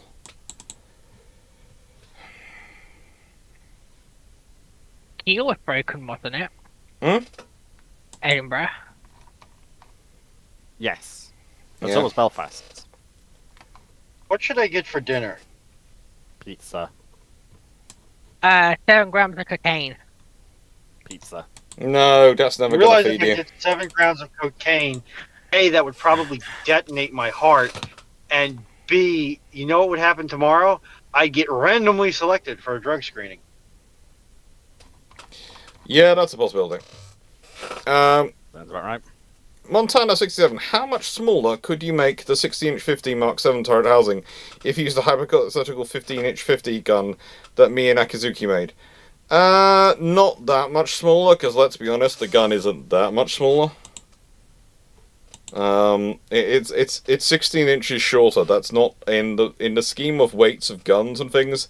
That's not going to reduce the space it takes up that much. And most of the housing and space in a turret is not designed around the barrel length. It's designed around the mechanism you need for the shells and moving the hoist and all those things around. And again, a 15-inch diameter shell and a 16-inch diameter shell, there isn't a world of difference in the space they're going to have. You probably go up with the same size turret, but you just enjoy the fact you have a little bit more space. Yeah, it's most. So, like, if you ever had the opportunity to clamber around the Iowa's triples, most of the volume of that turret is taken up by the recoil mechanism and the space that needs to operate, the onboard fire control system that's in turret 1. Still, I think it's been removed from turret 2. Oh, Stafford, the lovely joy that is known as YouTube and the bot are not talking to each other tonight, so I am doing manual capture, which is another reason I've kept Timberborn going, because whereas if there's battles going on with Shogun, things can get killed and issues if I click out of it and I do things, whereas Timberborn, the worst that can happen is the building's slightly slowed. I don't have the frustration of that. The reason why I can't step in and do this is because I'm currently driving. Yes, Runon is driving. She's only got 2 hands. She's still human. Sad thing. But I've seen those American TikTokers. She can drive while moderating chat. I've seen them do it. That's usually because they're princess not driving. suicidal. Montana 67. How much? So answer that one. Stafford. What was it called prior to shell shock? When did it become common phrase to refer to it as battle fatigue? Actually, now it's turned as combat stress, or post-traumatic stress syndrome. It became known as battle fatigue later on in World War One, and basically survived through World War Two. Shell shock is what it was initially referred to because it was basically people subject to the artillery barrages, but they had similar. They had things which were similar to this earlier on, but you have to remember the scale of artillery, the scale of operations was different earlier on, and there were various things also you dealt with it. one of the things that you get out of World War One that you didn't get previously is, one, you have a lot more people involved in combat, all which are going to, and these people are pulled from all sorts of different walks of life Mm-hmm. and have all sorts of different backgrounds. So when they do develop full-blown PTSD, as you have way more people who are developing PTSD, but you also have a statistically significant cross-section of the population to be able to say, oh, this isn't just a one-off. This isn't demons have inhabited this person. This isn't something wrong with their moral fiber or religious adherence, whatever. No, Can now start in the to nicest say- way. Usually, if you're talking about it, usually it's just poor people. It happens to poor people, or it happens to people who are rich enough they can be eccentric and go and live off their quiet place. And there is the fact is that Madness's song, very a house in the country one. It basically is about someone with shell shock and things they would live with. I'm not sure if they intended it to be, but yeah, that's pretty much that's what that song is about. Yeah, it fits in. Because versions and understandings of war exhaustion, I mean, was to a degree called war exhaustion in the Napoleonic Wars, where it would assume that a lot of mental issues that are going to be known as PTSD came from just being at war for too long, just getting tired of it. Yeah. Hence why the British and the Prussian army started cycling men. Yeah. Which, because of arguably the lower intensity of the conflict, was sort of like a witch doctor treatment for it, as I understand it. Well, it comes, if you remember, again, go back to, and I do consider my granddad's idea was quite an older one, but I consider it an appropriate one to explain it. Is that sort of those bank you having those free bank accounts of money, strength and stress, and it's basically the case of it's taking a policy of, well, if they're at the war for too long, their stress bank account goes out. They can't do any more stress.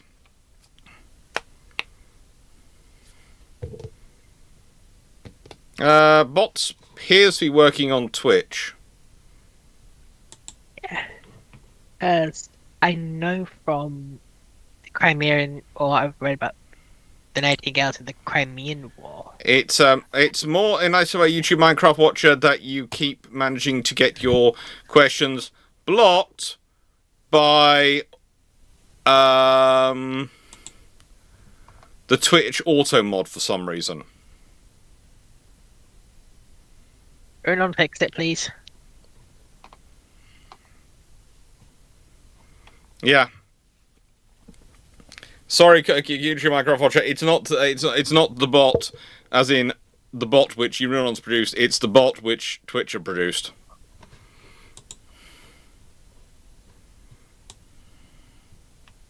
Pop over at the Discord and me and Dragon while we're here will pick up your questions for you. If needs be. No, don't worry. If you do that, it's very kind of you. What was it? So that answer the shell shock one. The next one is from Ramol. Question 14. Do you think the 1945 Operation Kita, the two easy battleships dashing through the South China Sea back to Japan, is the Pacific version of the Channel Dash, where the US failed to interdict the IJM battleships? Not really. Let's be honest, there's a difference between dashing past the home island of a nation you're at war with, and dashing just through a random patch of the ocean. Even though realistically the Americans should have been able to do something, it's not that scenario. The Channel Dash was just pure audacity. Yes. It was. It worked because nobody expected anybody to actually try it. Because no one would be that insane.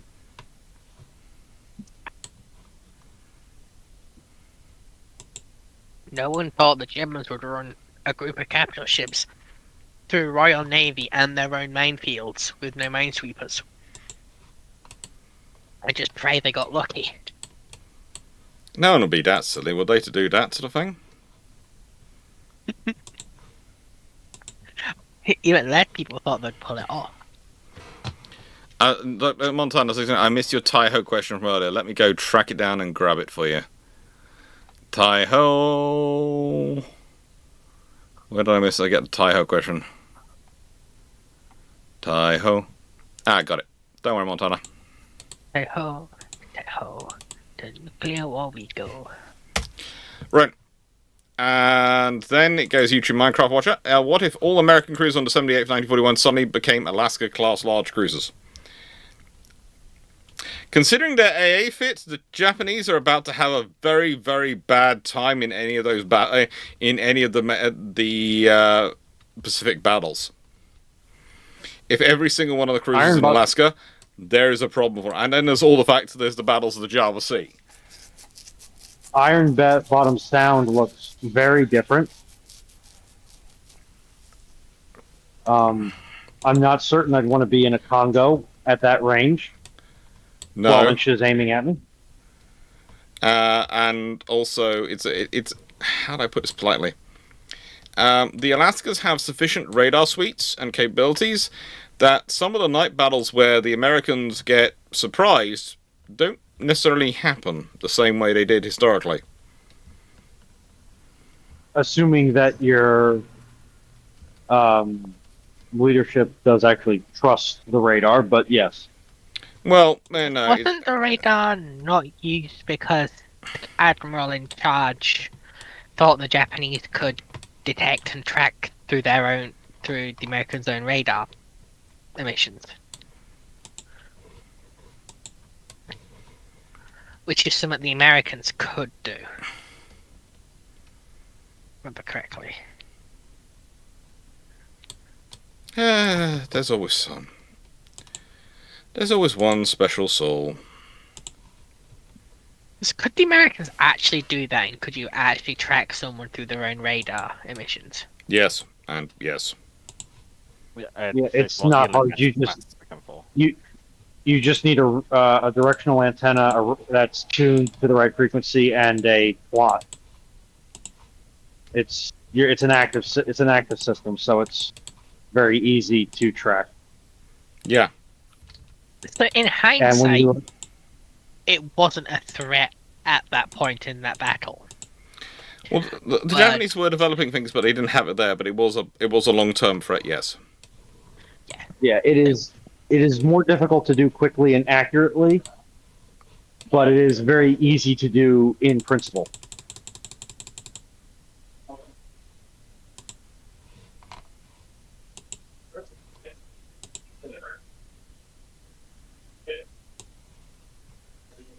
Okay. It's one of those. It's one of those things where you can do this. You can do this. It's just really.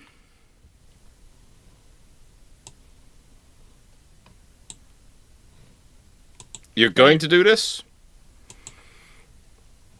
in this period?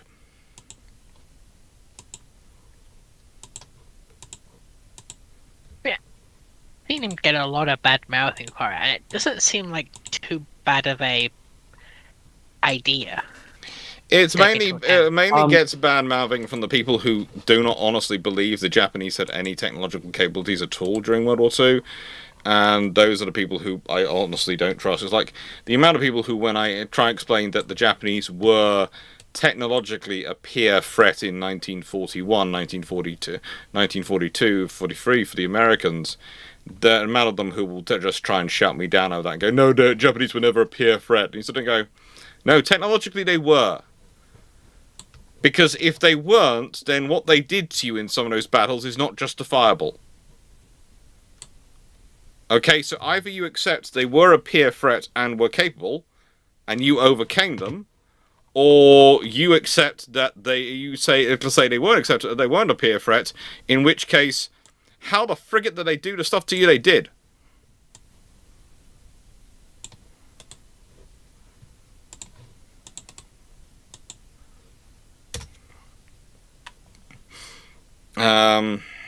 Yeah.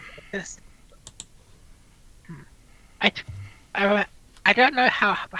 I've heard anecdotally that tracking a force through its radar emissions was done in a exercise pre-war, which is why the idea existed. The only navy which was operating with enough radars to do exercises like that pre-war was the Royal Navy, and they were literally doing them in 1938,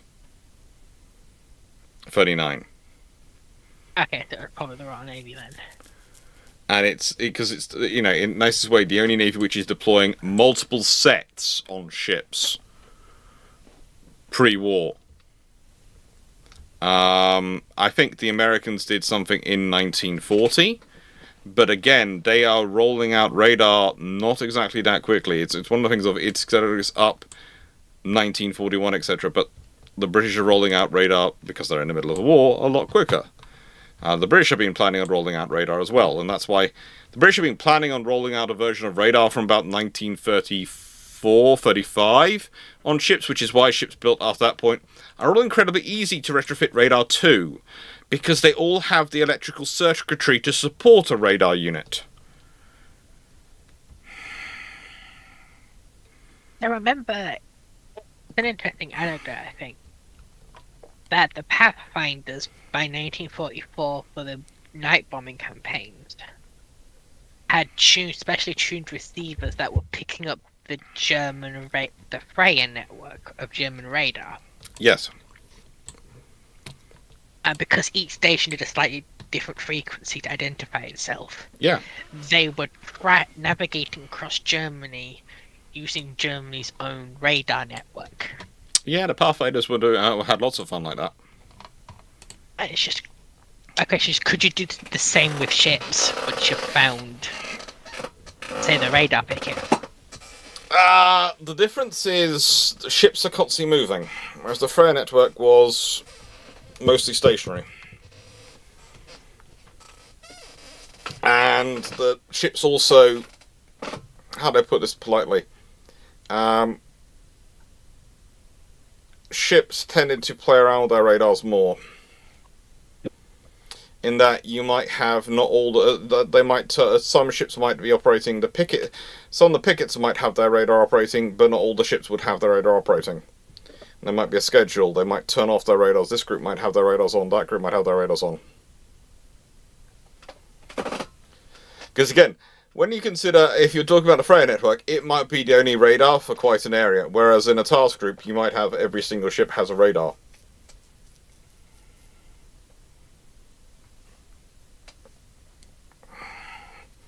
And whilst they'll all want their radars on if they're shooting at something, if they're not shooting at something, do they need them all on? Or do they turn them on when they want them on for air search, when they know there's targets coming in which case you only need a couple of units to have their radar on, and those units might be the carrier might have its radar on. Additionally, a ground station is usually going to be in a fixed and unmoving position from other ground stations, which is going to help you more accurately track, oh, this one has a little bit of an amplitude or a little bit of a frequency problem relative to the baseline, and this one has it in a different manner, whereas ships move relative to each other and to fixed reference points. They're annoying like that.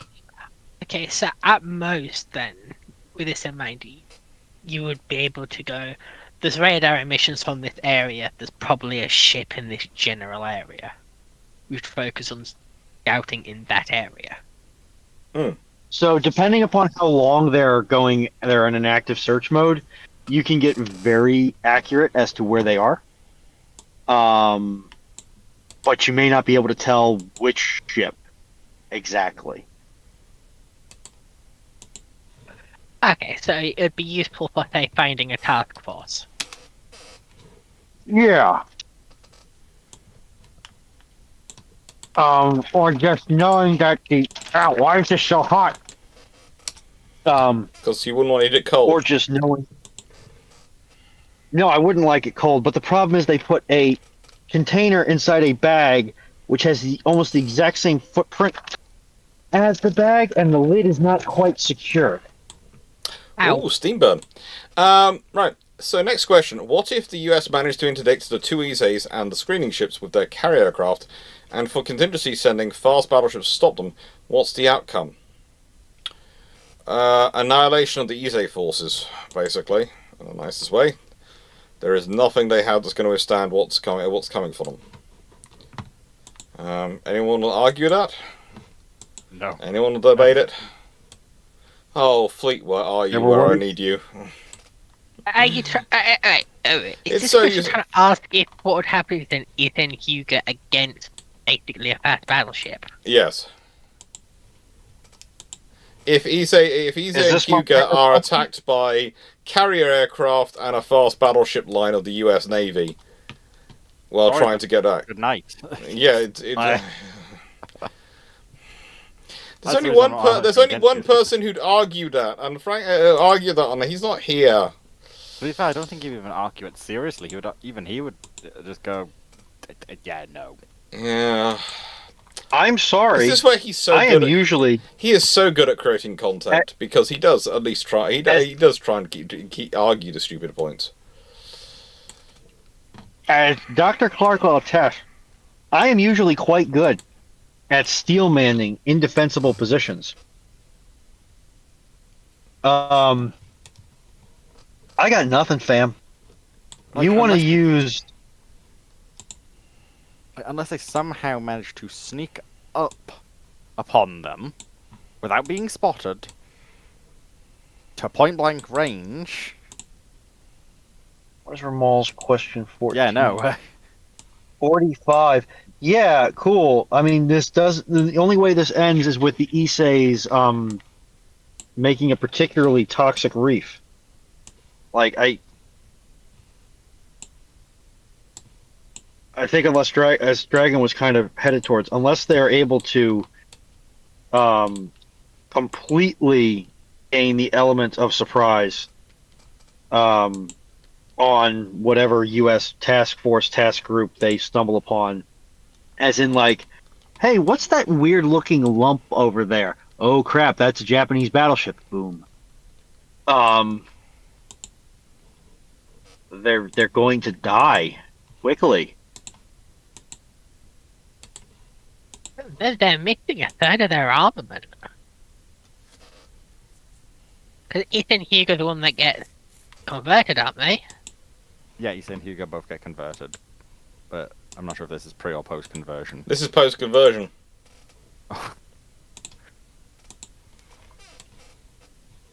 This is not a good time. This is not a good time for them. Why do you hate the Iseis so much? I mean, maybe they could be kamikaze platforms in two senses. Launch the planes and then kamikaze themselves into the fleet to get them to button Yeah, down but they- for surface action, then the kamikazes come in. It's a theoretical option, but it's not one I would want to do if I was them. But Japan was getting pretty desperate by 45. Yeah, I can't really argue against that. I don't think anyone would want to.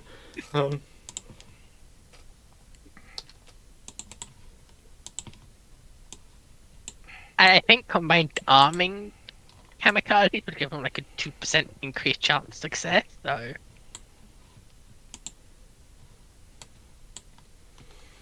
I mean, what you could do. Although, again, the Americans are under no obligation to engage in a surface action. And don't really desire to do so. Yeah, I mean, the only reason you would put the battleships there is because you can't get air power there in time to protect something that's squishy. Like a landing force. And even then, as history showed, most of their landing forces did have some organic air capability.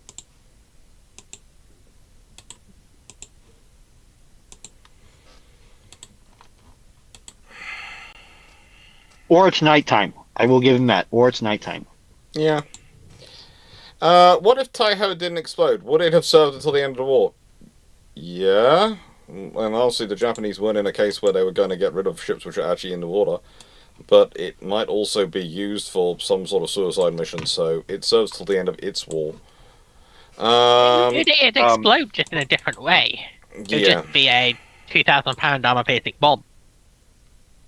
Yeah, or it could be a radiologically interesting reef in some atoll somewhere in the Pacific.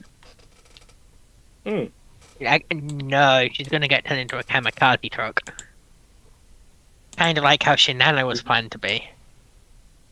Well, if we take the end of the war to mean August 7th, 45?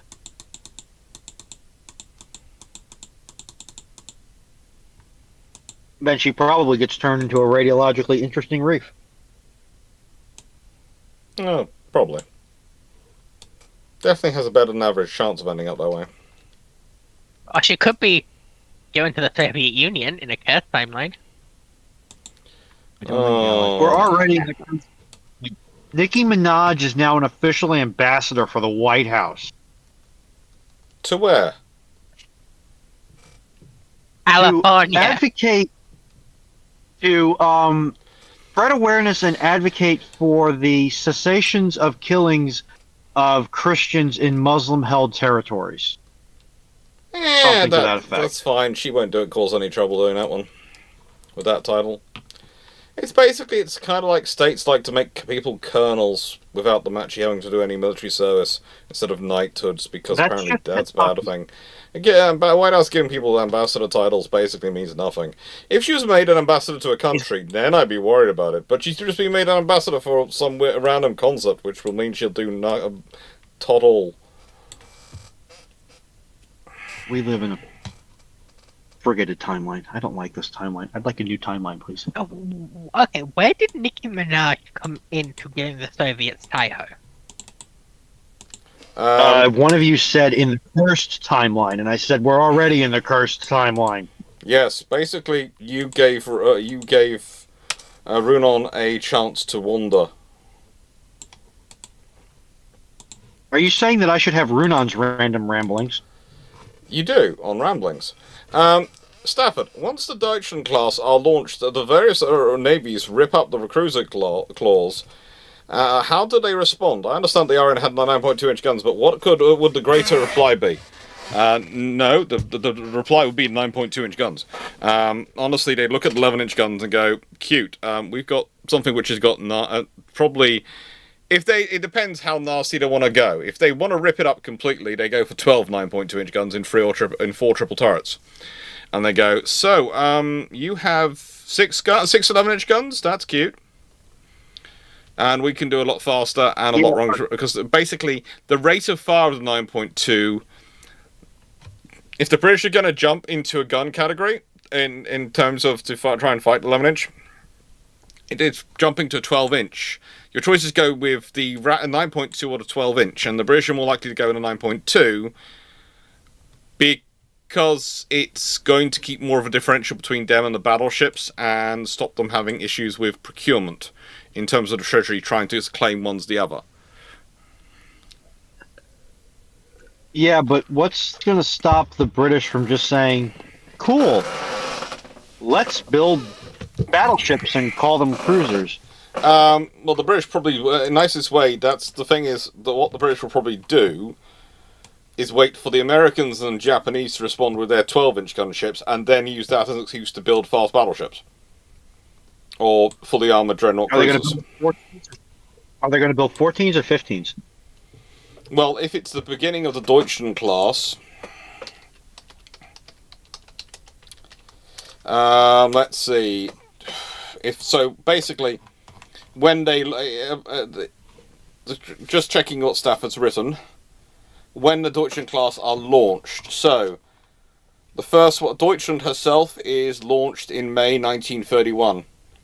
At that point, they're going 16-inch guns.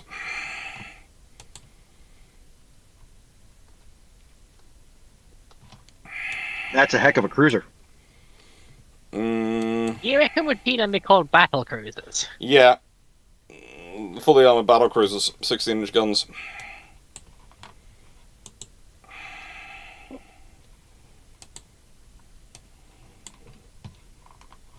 And do you see them trying to get the Deutschlands classified as battle cruisers?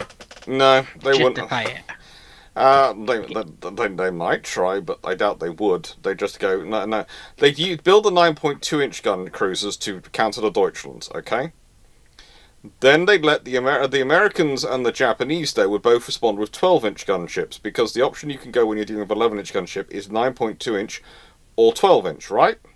The British then used the fact that the Americans and the Japanese have broken the treaty by building 12-inch gunships, so basically are building some things which are on capital ships, but not in capital ship definitions, to justify that the British can now build capital ships. So then the British build their 16-inch gunships. The party wants to say that someone of the Admiralty would leak the existence of these ships and the title of Pocket Battle Cruiser to the press and get the Deutschlands called Pocket Battle Cruisers to justify building more battle cruisers quicker. I'm sure Henderson is full of all ideas, but he'd probably call them pocket battleships. Because he wants fast battleships, not battle cruisers. I mean, it's just staple the battle cruiser name onto a fast ship. No. The press ain't gonna know the difference.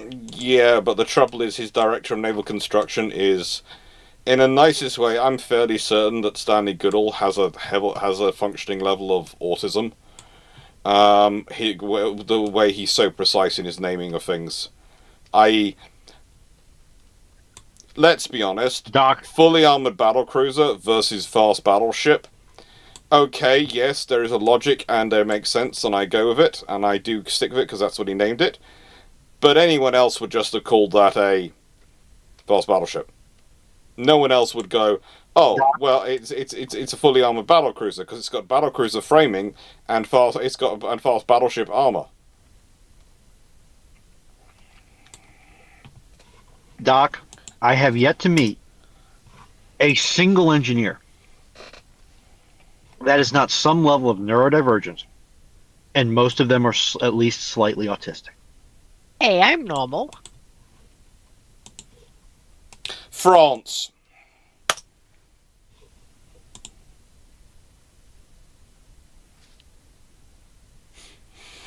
This is where I wish I had a face cam. Look, all Because I'm then you gonna can say is that France isn't an autism thing. France is a religion thing. And when it comes to my anti-Francism and my embargo Francium, I am very passionate. Okay. How hard is it to get a religion recognized by the UK government? Not as hard as Had you'd like to 10,000 think, considering people follow it. Jedi is a recognized religion.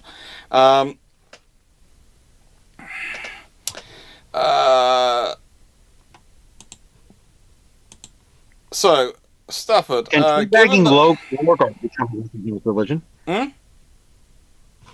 Can teabagging Lorgar become a recognized religion?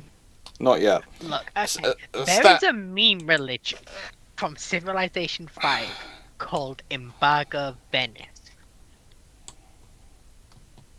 Enough people wrote down on the 2017 census, my religion is embargoing Venice, that it is now an official religion, according to HMRC. With its own pope. God bless the United Kingdom. Hmm?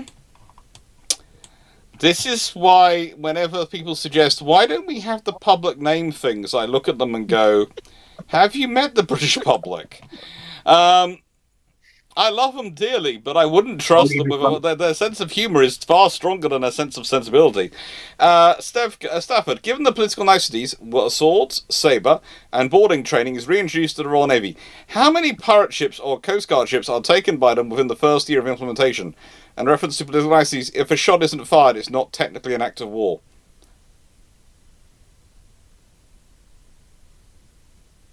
Do they get prize money, and what is the payout?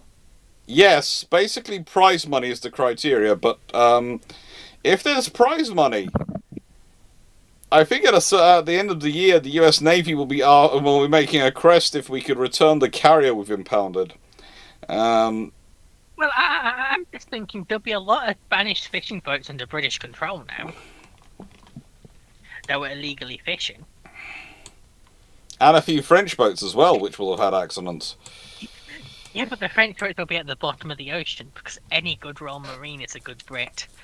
No, I was thinking more about the Jersey Islanders and their issues with the local French large trawlers, which come out and do nasty things to their fishery section. They blame it. They say they're sure it's a French boat because they have what they call a fisheries nursery bit, and every 2 years or so, just where it's starting to really overflow and produce, it seems to be it turned up and they would have all their fish taken in the night, and all the fishermen were sure it was the big French boat. And this French boat has not been. Oh no! It had a very nasty accident a couple of years back. Yeah, I was gonna use permissively boarded. No, by these sailors because it managed to run into a cable in the water. It must have come from somewhere, and it just caused it damage. now I may get myself into trouble by saying this, but I've grown up around farmers and fishermen to one extent or another for the majority of my childhood and adolescence and young adulthood. And the fact that they managed to get away with doing this, with poaching a fishing ground or a hunting ground or a farmer's field for as long as they did without getting murked, I find highly surprising. I think it was technical fishing ground, but it was where they were supposed to be using as not fishing, so that the fish would have a safe area to reproduce and basically act as a nursery area to support all the other fishing grounds around it.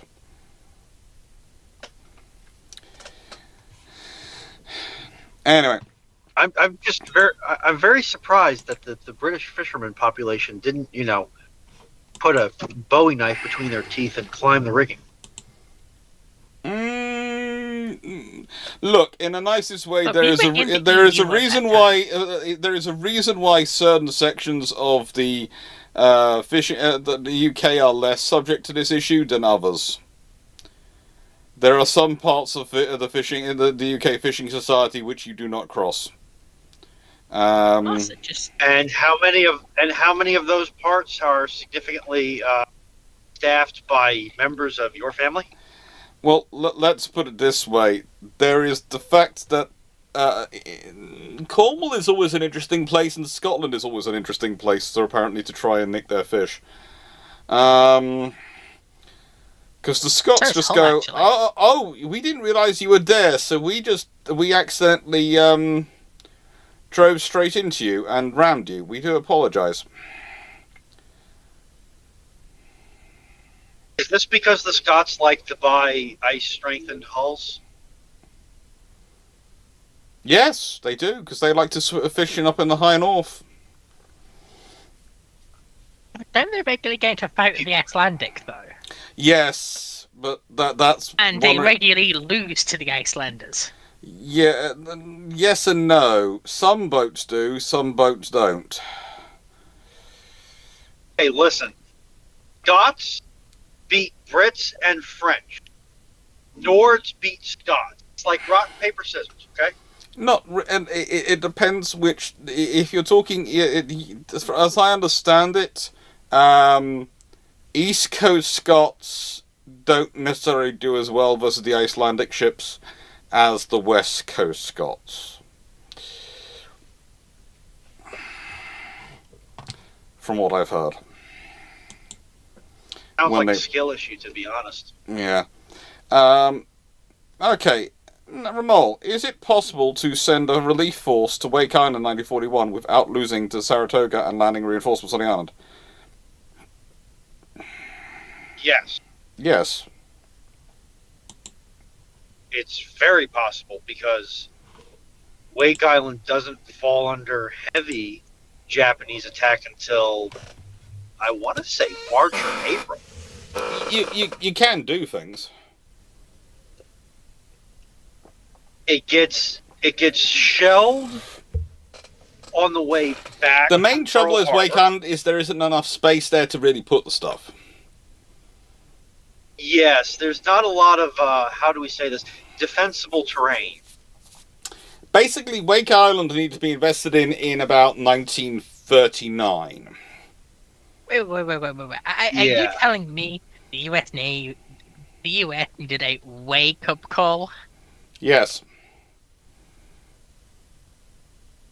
Redacted.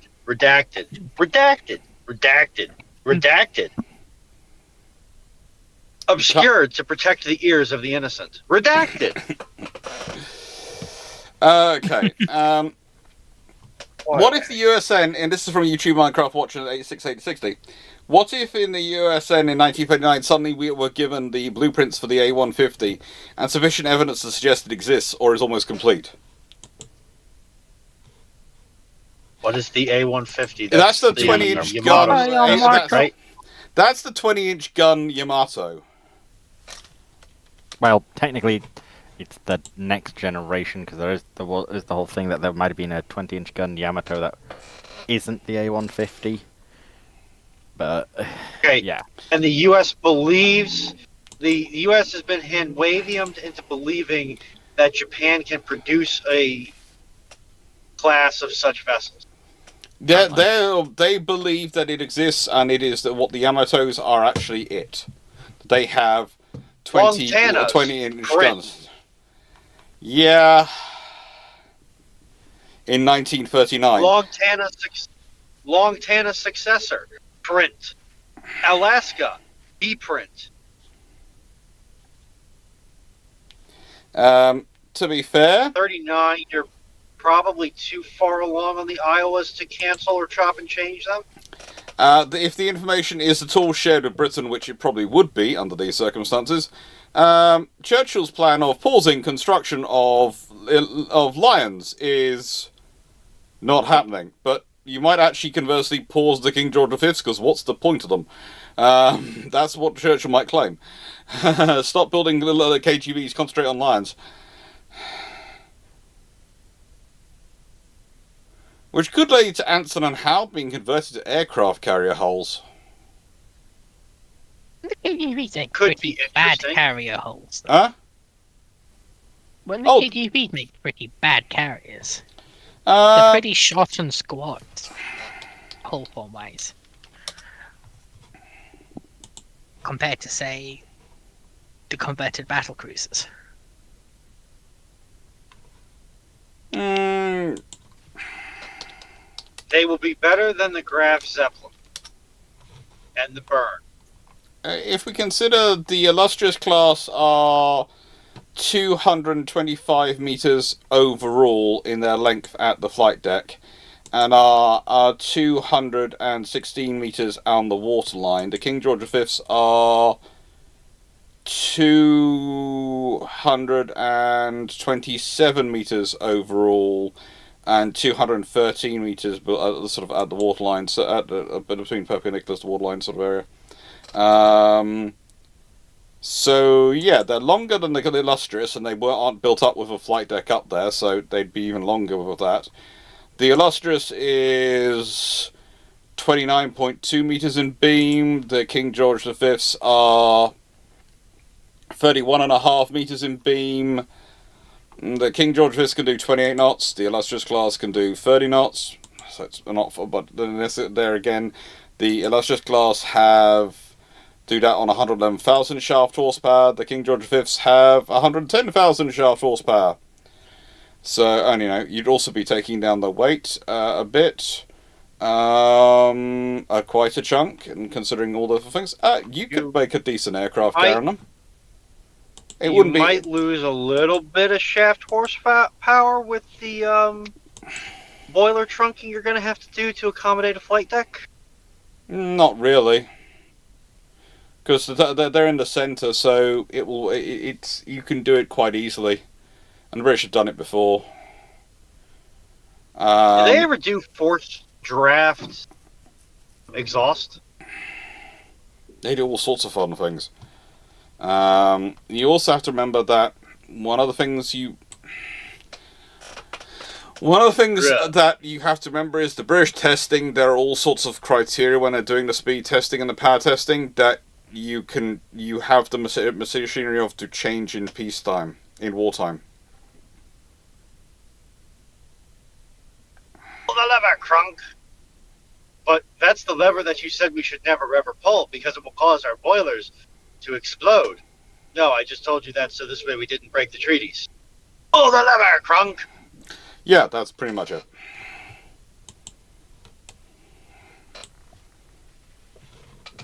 Suddenly is going 85 knots in stormy weather.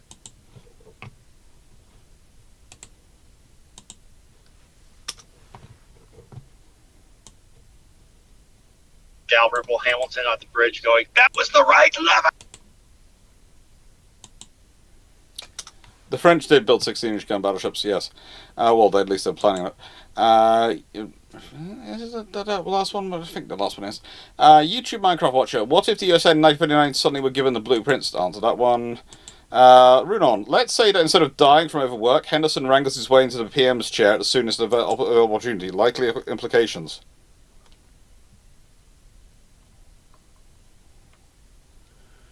Soonest available opportunity. So, like, Well, when he would have died, he's like, nope, I'm going on the civilian side. That kind of thing. There aren't any elections, so it would be he'd be getting the elected instead of Clement Attlee. Yeah, that means he's the Prime Minister of the UK at the end of World War II.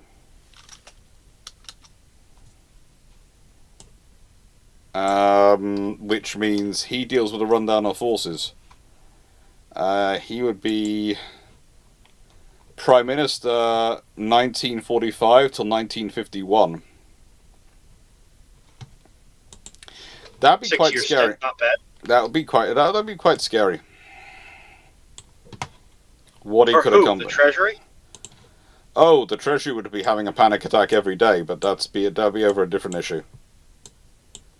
Every method they have of control of a prime minister would be completely moribund because they'd be dealing with someone who knows them all. Do not cite the deep magic to me, Treasury wench, for I was there when it was written.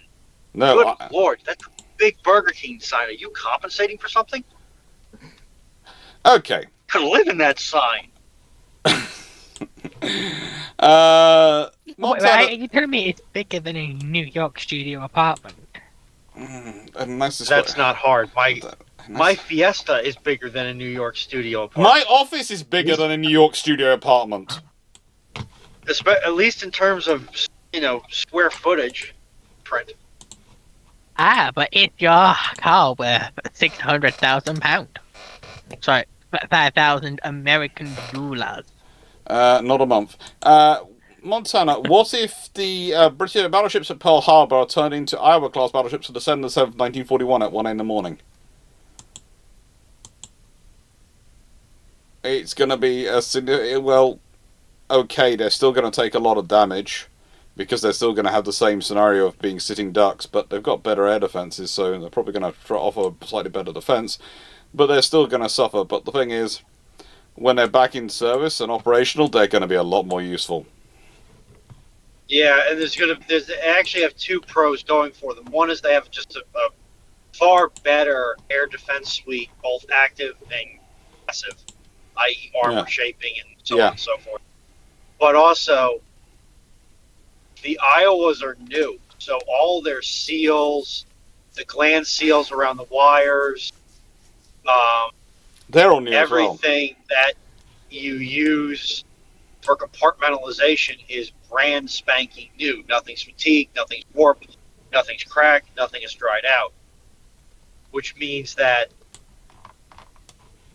the initial damage control, and I guess setting the ship to repel air attack or action stations, whatever the appropriate verbiage is going to be far more effective at compartmentalizing the damage the Kino Batai will do. Yeah. But in terms of probably get hit by a lot more stuff than this, they are significantly bigger targets. Yeah, but you're always aiming center mass anyway, so I'm not Yeah. certain that's going to move the needle much. It probably will it's- with some of the torpedo attacks that are done.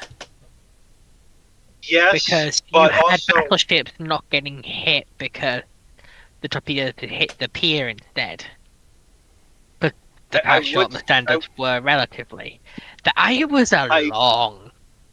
yes, but I would also say that Battleship Row sees the battleships parked nut to butt. So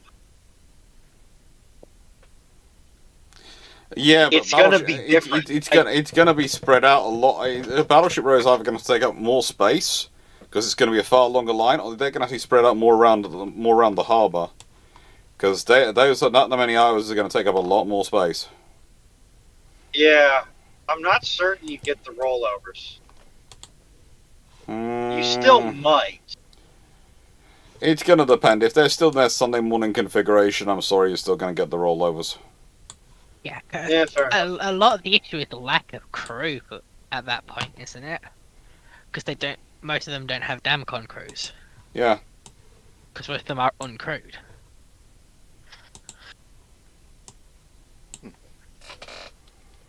Or significantly reduced crew, essentially just a station watch crew, Yeah. harbor watch crew, and then whoever's hung over from Saturday night's libations.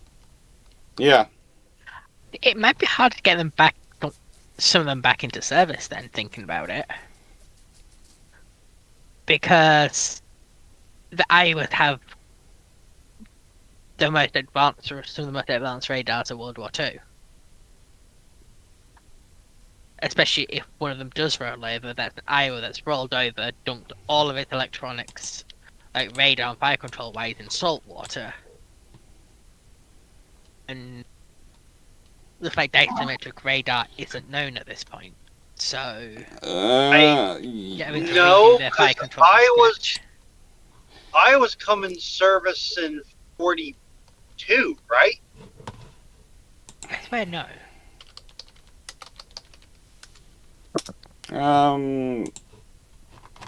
They are commissioned. The first one is commissioned in, I think. Launched Yeah. in 42, commissioned 43. Yeah, commissioned 43. So they're producing those sets. They have the plans for all of those sets. Yeah. I think if you get a rollover, they just get it. Yeah, I think if you have a rollover, I think you just get it.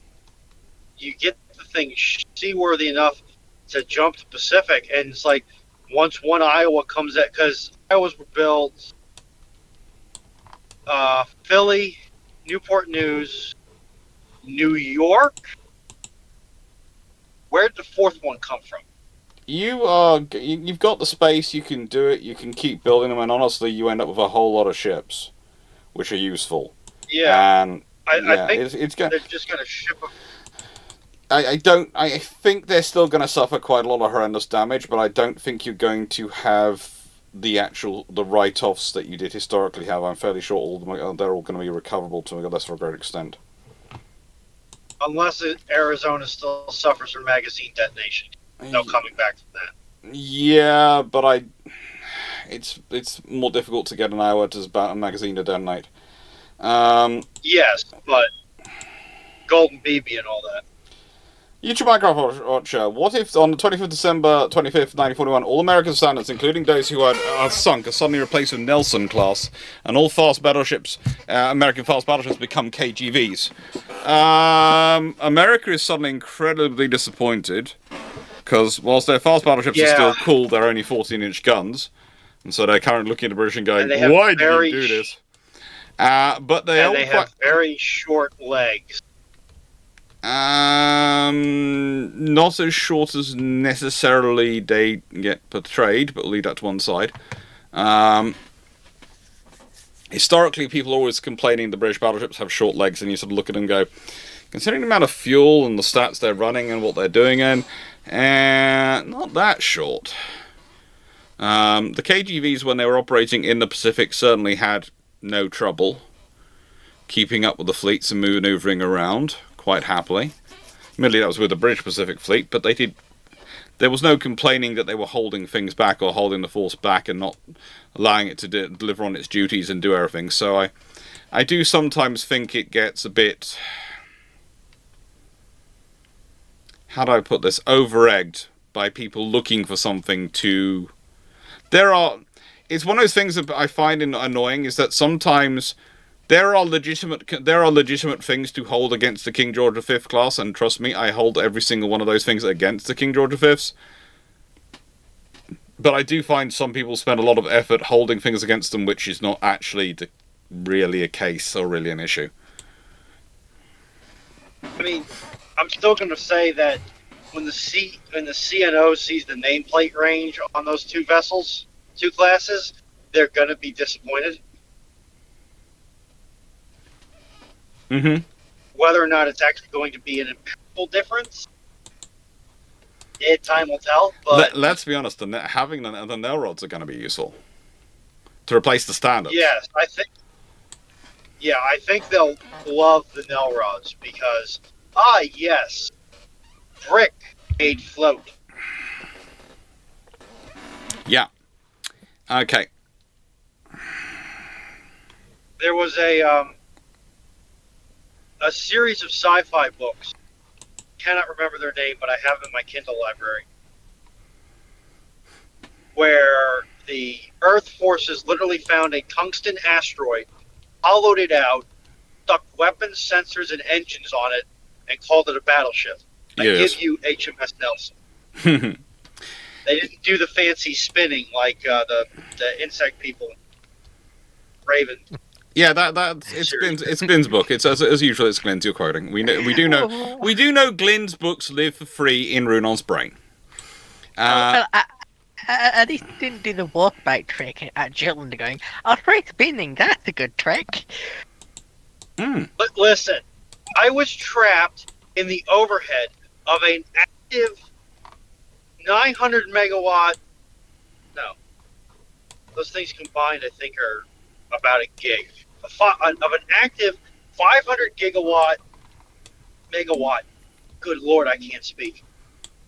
No, you can't. Turbine ball. The only thing that kept me from going insane was Glenn's book. That's good. Montana 67. What if HMS Hood was replaced by an hour at Denmark Straits? She doesn't detonate. Bismarck is not having a good time. Yeah, because she's now getting pounded with 16-inch shells that are radar guided, radar directed. Yes, and Guided is historically built from a ship which actually isn't supposed to commission for another 2 years. And yeah, Iowa's probably not going to be happy to get blapped by Bismarck at 15s, right? No, but it's also probably going to be her engagement range with the radar and those things. She's probably going to be able to open up a bit earlier. Yeah. Because I'm fairly sure Iowa's 16s outrange Bismarck's 15s. Fairly certain that even in World War II, they were out to the horizon. But that may have been later when they got more advanced powders.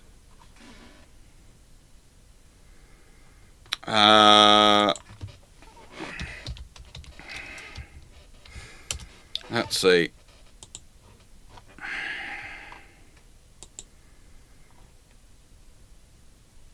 Maximum firing range of the 15-inch gun of the German naval gun. Maximum, it could go up to 30 degrees, and it could apparently reach out 35.5 kilometers in maximum range, but its effective firing range was give me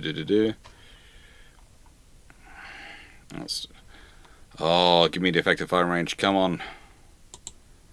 I want the effective firing range. It's no use to give me the maximum firing range. That's what it can fire against a stationary target.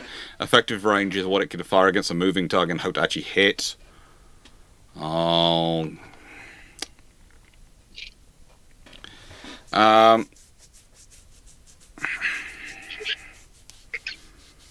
you telling me that the Germans massage their numbers? Yeah. Heavily. Surely that's inconceivable. Welcome to the world I live in.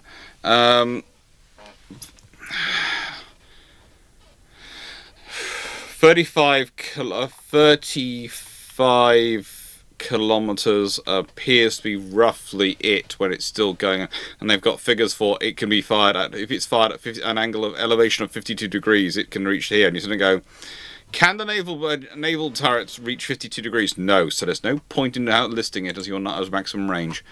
None whatsoever. None at all. And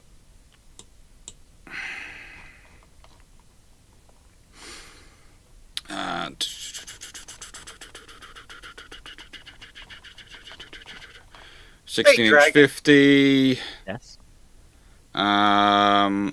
Yeah, 1650 can outrange it. Can outrange it quite significantly if it wants to. In World of Warships, does the trick of hiding behind but not in a smoke screen and firing over or through it still work to maintain concealment? As far as I'm aware, yes. Yeah. Okay. So the turrets can do up to 45 degrees angle on the Iowas, and at 45 degrees they can reach a range of 38 kilometers,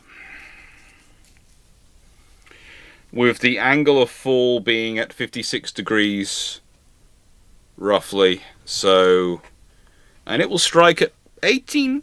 Yeah, that's going to be nasty. That's nasty. Yeah, that's not what you want to deal with. Yeah, basically Iowa outranges it, and yes. Don't worry, Doc. I'm certain there will still be people claiming that Bismarck was not sunk; she was scuttled by her crew.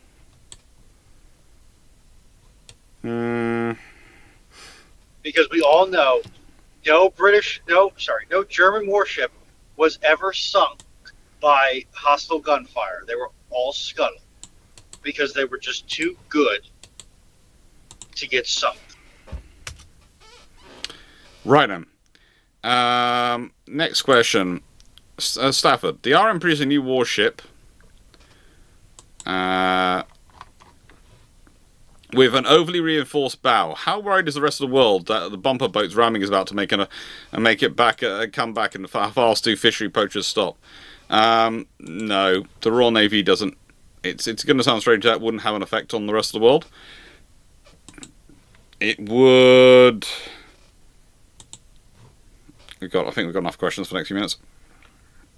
It would probably have an impact on things like people thinking the British are going for ice operations and are planning to operate further up north, which is going to cause the Russians to be worried, but not anything about sort of ramming. More ice operations is what we're going to worry about. I mean, as a rule, even on a fully, the highest rating of ice strengthening that you could have, you still don't want to ram your multi-thousand-ton vessel into another multi-thousand-ton vessel? It really mucks up your electronics. It's not something you want to do with modern ships. Unless you're an abandoned cruise liner and your target is a Colombian frigate. In which case... OPV, but yes. And the thing is, the more interesting thing is if you did ships like the OPVs, because of course if they get damaged, they're not that expensive to repair. So if you start giving OPVs rather than your expensive warships, that sort of scenario, then people start to get worried what kind of fishery protection you're going to get up to and what kind of maritime security you're getting up to. And the What British you're go, seeing we in are, the South China... we are just preparing to deal with people who are getting us getting really annoying.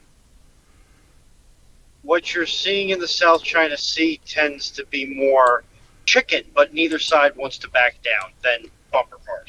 Yeah. It's less that they are intending to ram the other vessel, more so that they are willing to. Important distinction. Yeah. It's an important distinction.